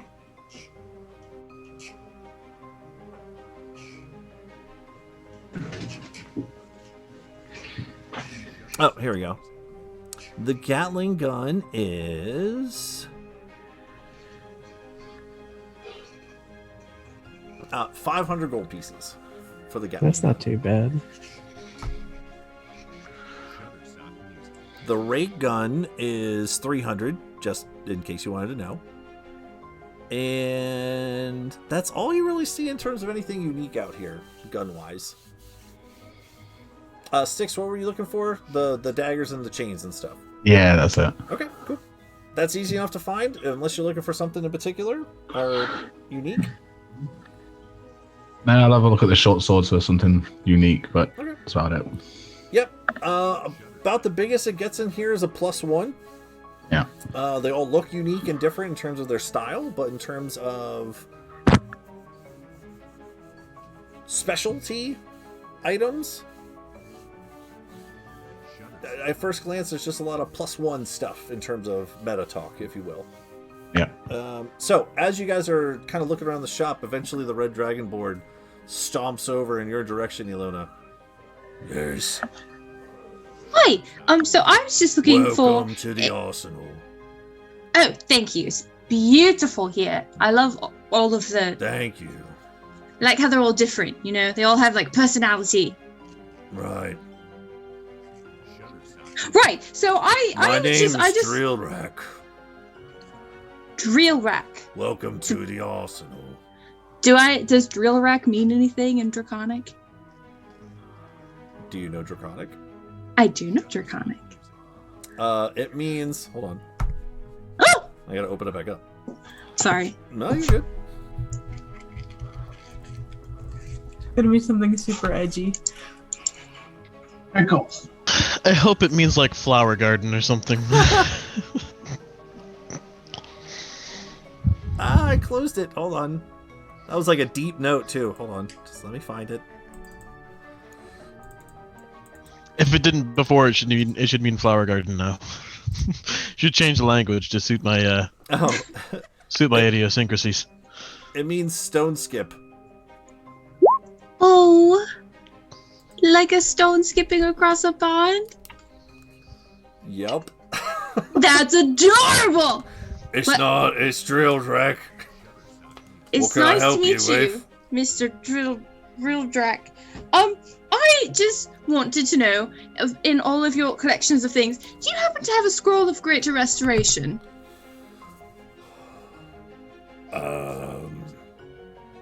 He kind of like looks down to the floor for a second. He scratches like one of his horns up here. Or do you know where I could find one?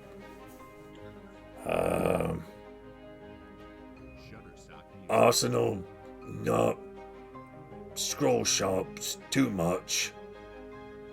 Do you know where Scroll Shop is? I have weapons and swords Yes, and shields. I can see that. They're all very lovely. It's just I have not guns. really. Yes, I see that too. They're very impressive shop. No But do you know- scrolls here though. Right, you mentioned No that. scrolls. Do you know where I can get a scroll? Is there another shop close to here? Could find scrolls in There's a lot of another characters. shop. Right. What shop do you think that I would be able to go to? Not at Arsenal though. Right. Thank you so much for your help. I'm going to find one of the patrons. I have swords. He kind of turns back. I have swords and shields Yes, they're beautiful. and guns. Yes. Might be good to get you a melee weapon. Although you have the hand axe now. Yeah, I got a handy axe. I don't need no melee I weapon. have big I guns. have Veronica. No scrolls. Oh, thank you. I'm gonna go to one of the people shopping. Okay. All right. He's got to start walking over towards Percy, seeing you looking at guns. Welcome to Arsenals. Oh my god. Can I help You- you? Do you have any special ammunition for these guns? You'll see him. His demeanor kind of heightens up a little bit. He actually stands up a little straighter. Yes, special gun bullets. Follow me. And he kind of like walks back behind the table. You'll see him stomp off with Percy. Mhm. Very excited, Ganter. You bring you to the back of the store. That's where the special bullets are. Go ahead and roll for me a persuasion check. Oh. Me or No, Percy. no, Ilona. Oh. No. No, silly goose. Okay.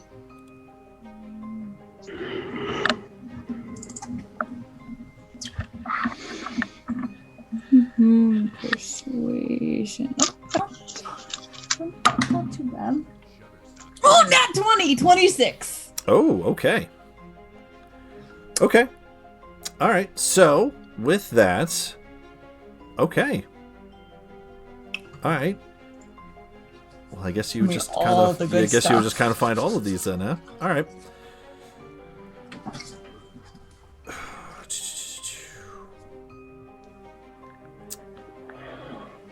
Okay. Magic bullets, special bullets, right? Mm-hmm, all right. So the first one, he pulls out 3 boxes. The first box is this wooden box has a very ornate kind of dragon head, wood burnt and kind of etched into the top. And when he opens it, you see these 6 bullets sitting in there. And much like the dragon head that was etched into the top, he pulls one out, and along the bullet casing, you can see the same kind of etching along the bullet, the stock of it, right? These are dragon bullets. Like me. Ha! Dragon bullets. What do they do? Oh, ha, right. When you shoot them, makes a big kaboom.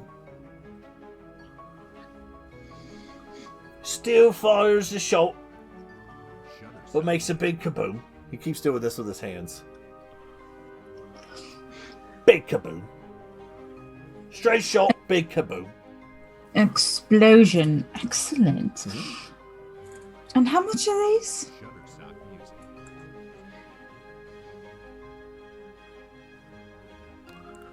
$120 gold pieces. For the box or each? For the box.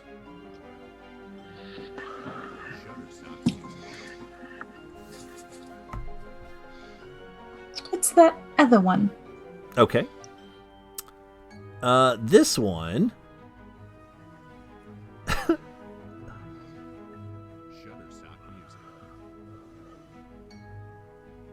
Okay, a very similar box, a little different in the wood make, but instead of a dragon on the top, there's some sort of like fish etched into the top. And again, the same similar style. When he pulls another bullet out, there's this little fishy on the side. He gets kind of giddy. Oh, fishy. This one.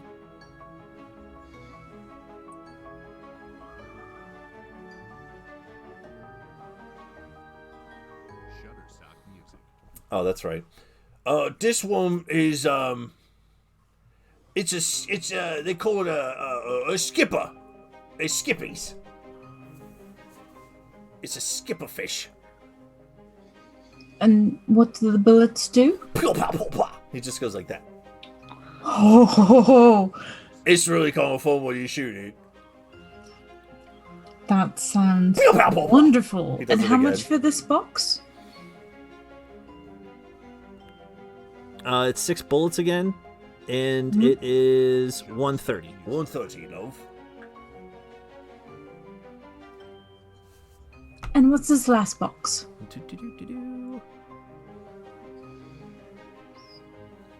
Alright. He kind of like looks around for this last one, making sure like you almost see like with your just like a passive insight, you see like for the first 2. He was just excited for someone to ask about fun things. Now that he's getting up on the 3rd box, he kind of like looks around now, kind of like remembering his situation, remembering the store, remembering the people that he's surrounded with. He's like, all right, just real quick with this last one. On the box, there's actually no markings on this one, but when he opens it, there's only 3, but they're a little bit bigger, a little thicker than the other ones. This one is remember the first one? Boom, right? Boom! It's a big one.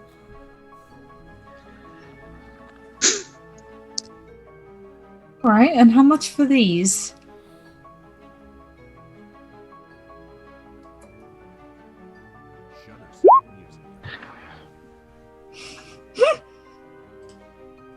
$120 for this one too. Big boom. Oh, these are lovely.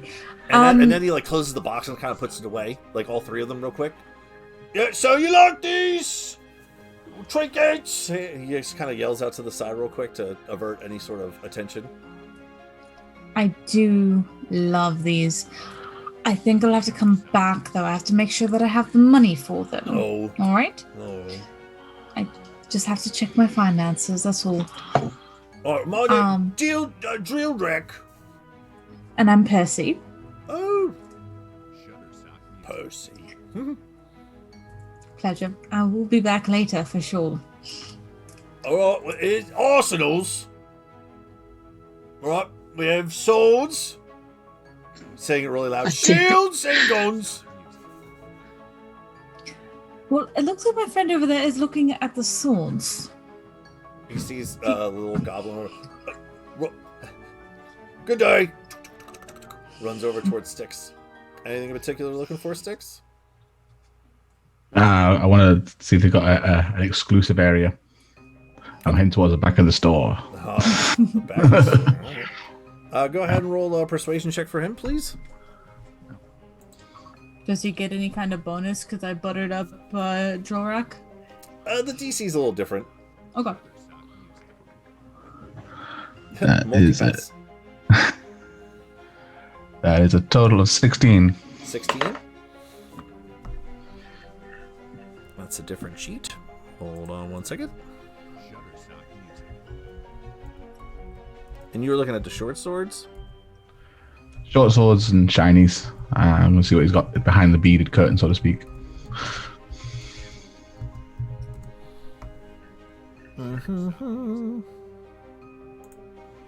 Give me 1 second. Do do do do do do do do.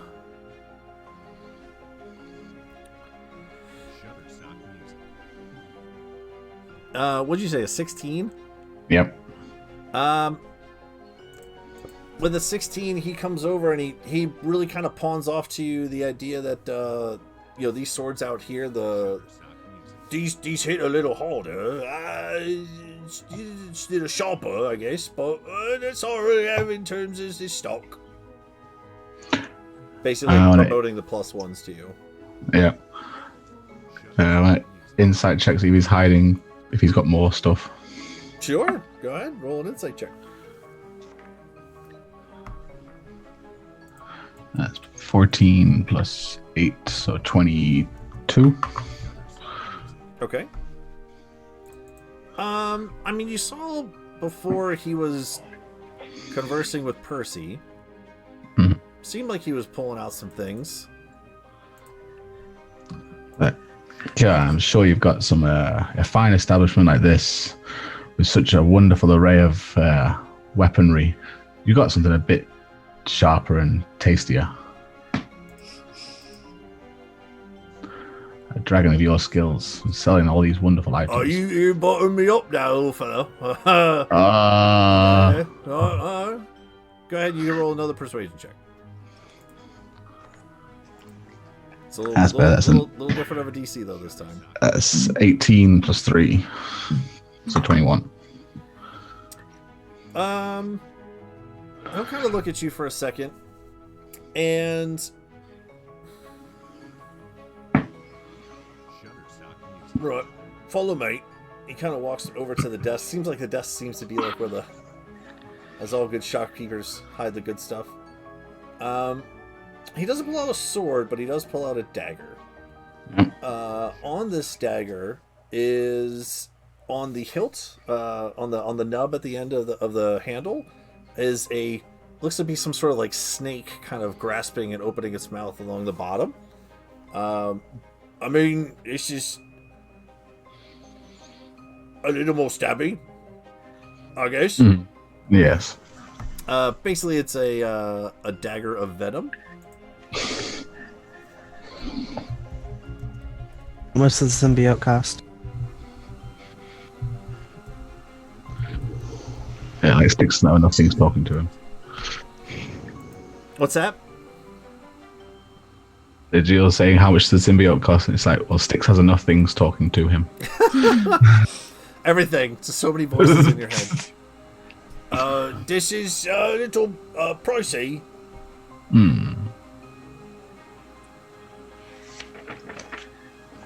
How much we're looking at?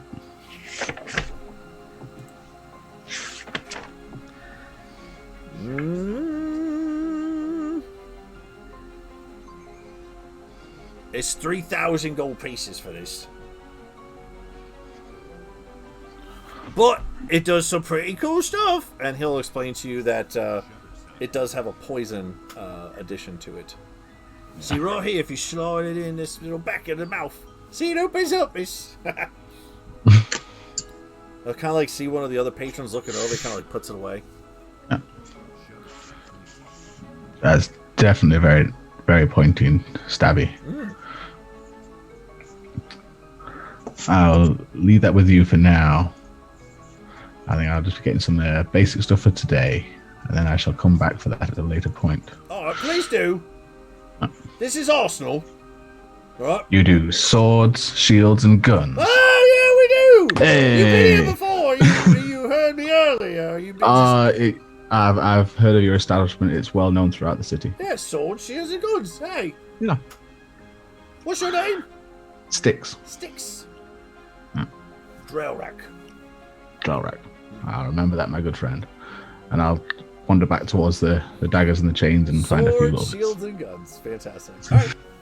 So about that time, by the time you guys walk to this store, have your conversations, and walk back, Dr. Goodfellow will have been wrapping up his procedure with Volt and Jill. Any other final preparations you like to do, Doctor, with your patient?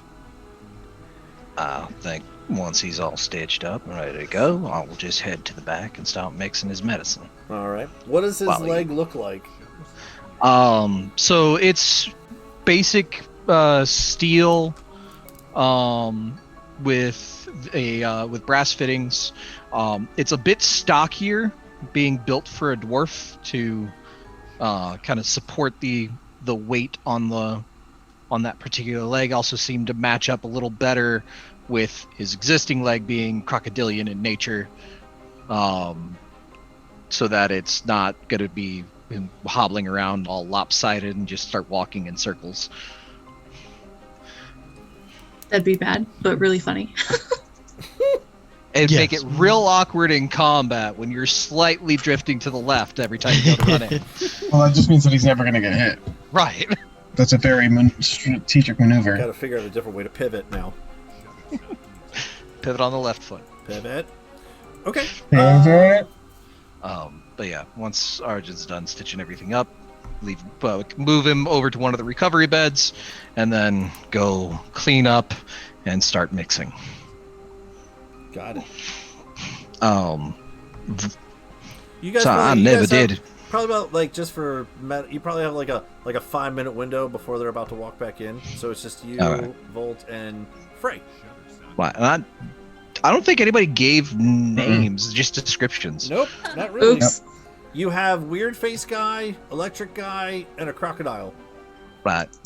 Sparky, you're with me. I'm going to show you how to mix the medicine in case you need to mix it in the field. Frey, he's talking to you. What? No, I'm just kidding. This is me. I'm just kidding. Yeah. I was going to say, I don't think I really qualify as Sparky, but fuck. He was describing your personality. Sparkling. That would have been There's sparkling. Ghost of Alona who's not there. Anyway. Don't stop me though. Go ahead. Alright, yeah, I'll watch. I don't really know how to do medicine, like cooking utensils. That's medicine, just mixing ingredients just like cooking is. You'll figure it out. Huh? Give you the quantities, tell you what you need for ingredients, and you just mix it all together. I mean, I figured out how to cook that knockout cake pretty quick. That would actually be a lot of fun. There's a knockout cake. Your thing that put him to sleep. Might be a little better than the anesthesia I use. I mean, at least they get a cake. Anyway, let me show you what I'm working with here, and we'll get this all mixed up. He'll get his first dose today. Has to take it daily, at least until I can figure out how to mix something together and get him back normal. Okay. I take out my notes.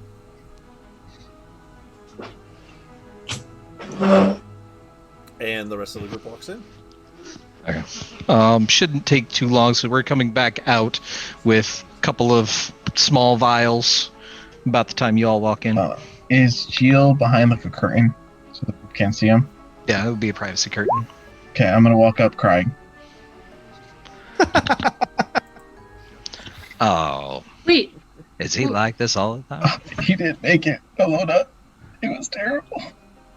No, you're not gonna fucking do that. Charging back You're there. not gonna fucking do that. He's just fine. Oh, this is a joke. I'm sorry. Ilona, he's fine. Right along. Just kind of little bit Told of him pride. about to give the doctor another fucking patient. Please don't. I appreciate the irony of someone getting injured in a hospital, but I'd rather not have the additional work. I do need to go find my daughter, especially if you want your friend to get one of my normal legs. That is kind of important, yeah. You're out the hook this time. Do you need help finding her? Well, if you don't mind, I was going to head out as soon as I washed up. I was going to head out after my last patient, but a missing leg is kind of important. Yeah, so is a missing daughter. We can certainly help out with that, too.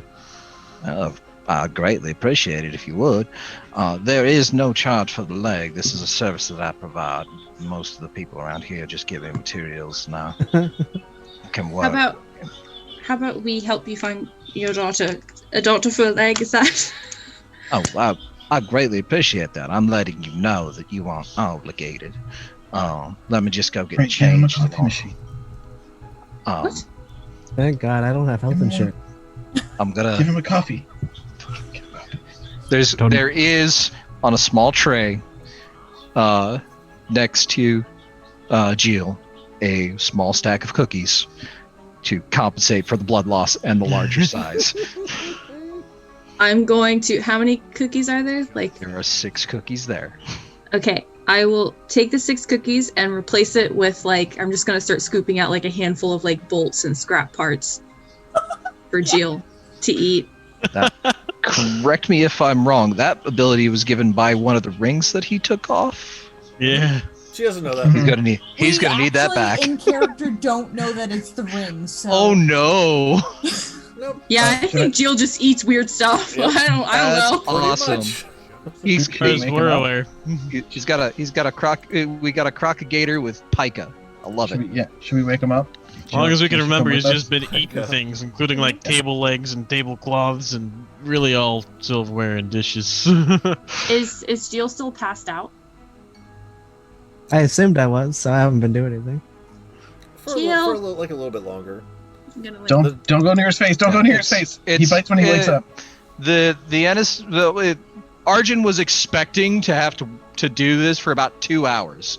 It's been about an hour and a half, so he's got about 30 minutes before he's waking up. Jill. Don't touch his face. He bites when he wakes up. No, he's fine. He's not gonna bite me. You were there when he bit me. Oh, just letting Yes, you but know he's that's not not gonna bite gonna me. work. He's out. This is Frey, do your thing. Can you do your thing? I mean, I can try. I don't know what really qualifies. Please just move your hands like this, but don't actually do anything. No. Nothing I'll happens, look up Ilona. and I don't know what to tell you. Bap him on the one still connected non-false leg, and try to use some of my pool for lay on hands to see if I can use that to wake him up. It will take away poison. You would Doesn't matter whether or not it classifies as poison, which would- most medicine does, taken in high enough quantities. I would say with 5 points, you would definitely see around the area where the doctor was working, kind of, for lack of a better term, look better. But it doesn't necessarily wake him up. Okay. We'll start playing the drums on the way up to him. Just. Are you putting more lay on hands on him? Yep. Okay. How much are you doing? That has to go All in of it. quantities of 5. I have a total pool of 45 available. I'm gonna put a total 30 in. Okay. right, going all out. Yeah, I was gonna say you could probably stop at about 20. Once you do 5, 10, 15, 20, that would probably be enough to wake him up. Now, doctor, how do people come out of your anesthesia usually? It's usually a slow, gradual process. Not this time. No experience from Arjun's point of view of what would happen to suddenly go from out cold to wide awake. Well, I'm getting away. Gio, what happens when you instantly wake up from these 20 points of lay on hands popping into you? It's fucking Because tripping. that is definitely what is happening right now. Just jump out of bed and like, what? All knocking over some of the table pieces, the bolts and things go flying off to the side as Gio stands I'm gonna go up. scoop him up. there is an annoying pain in your missing leg. I look at my new temporary leg. How's it look? Oh, look, it looks great. Yeah, it's dwarven. Bends like normal. Looks more humanoid than your last one. We can probably paint it green at some point. We could probably make it have a fin. Did you say painting fin? green? Yeah, so you can swim. Jin's over there in the corner, like changing clothes. I did say I'd make him a new leg once I got the materials, so I'd rather something that actually fits properly. How are you feeling, Jill? How am I feeling, DM? Not too groggy, actually. You're actually waking up pretty top of the morning to you. Your leg hurts. Nah. A lot. I'm fine. As you start to put pressure on your leg for the first time, it's a weird kind of sensation. You expect there to be more, surface to foot ratio, but it's a smaller dwarven foot compared to your much longer. It does support your weight. The stocky thickness of a dwarven leg does seem to do the trick in terms of, for now, temporarily, you do have a slight lean to that side. It is...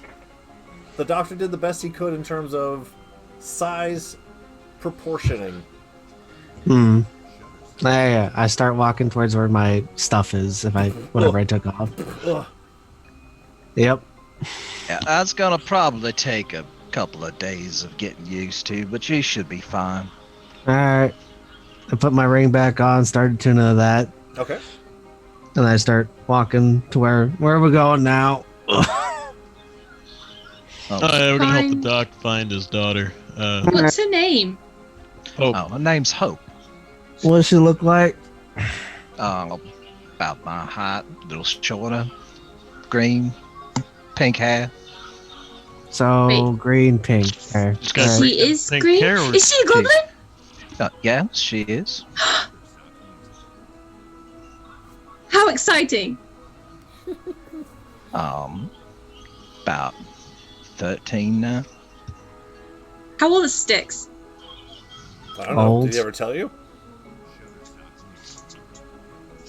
In goblin years, is about 30. In human years, he's 13. Oh my god, you guys are the same age! Don't ship real people. That's so cool. Something you would notice is Arjun is changing out his clothes and putting on his shirt.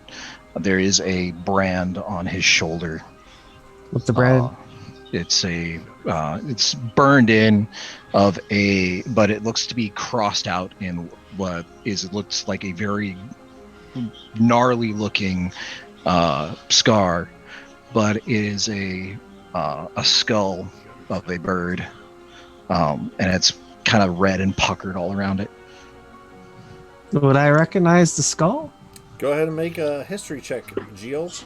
That sounds red buzzards to me. I think that's a 4. That seems right. Nice. Let me see what my history is at. Oh no, that's actually just a 3. All right. Oof. So Gio, when you see that again, you're groggy, but you're not groggy. You just woke up. You had a dwarven leg. You're walking around. He's crocky. He's groggy. He's crocky. Yep. Crocky, mate. Crocky. Love it. Yeah, everyone definitely would notice that. If anyone else would like to make a history check, they can. But for Gio, do I know what it is? Gio, I just woke up in Century. The guy just passed my leg up. It really hurts. Have any of the rest of 25. us seen the 14. Yeah, it was like spray painted all over the walls. Oh god. That one place that I've got my terror mall at by Murder Big Boy. Okay, so pretty much everybody except for everybody Gio. except for Gio. 23. For some of the lower numbers, I would say your only real recognition of that would be from the orc place that you're at, because it was on the floor. It's a very distinguishing mark, as well as along all the walls and stuff. It takes Frey a little bit longer, but for all of you guys up in the high 20s there, it's very instantaneous of what that mark was.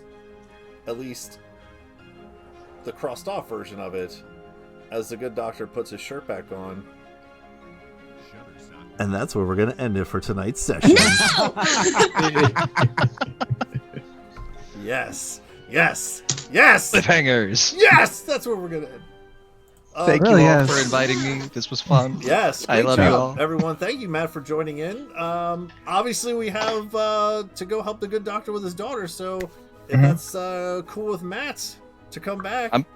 Absolutely. Fantastic. Excellent. Say, Thank you all. Thank you all so much for playing. Thanks everyone for watching. I'm going to press stop or record and do a little catching up with the good doctor here. So you might notice this right here, my background, is what the train car looks like on the sides. Nice. Yeah. yes, these I like it. I described a little bit more. Do you want to take a moment to describe the rest of it? I described the outside. It looks like a beat-up rail car attached to two more beat-up rail cars, but this one actually has a Red Cross symbol painted on it, and is the only one that has a light on the exterior that just highlights his placard that just says Dr. Goodfellow, MD. I like it. Yep. And that is where we'll pick up next time with the good doctor heading out to go find his daughter. Thanks everyone for watching. I'm going to press stop, and then we'll pick it up next time. I'm excited. Wait, what? You did, but with the gearhearts. With gearhearts rising. There you go. There it is. All right, bye everybody. Sorry, was I distracting? No, you're great. Later.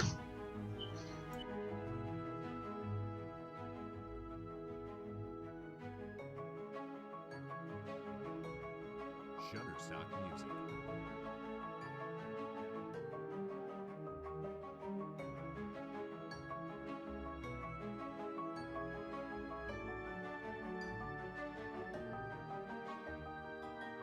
Shutterstock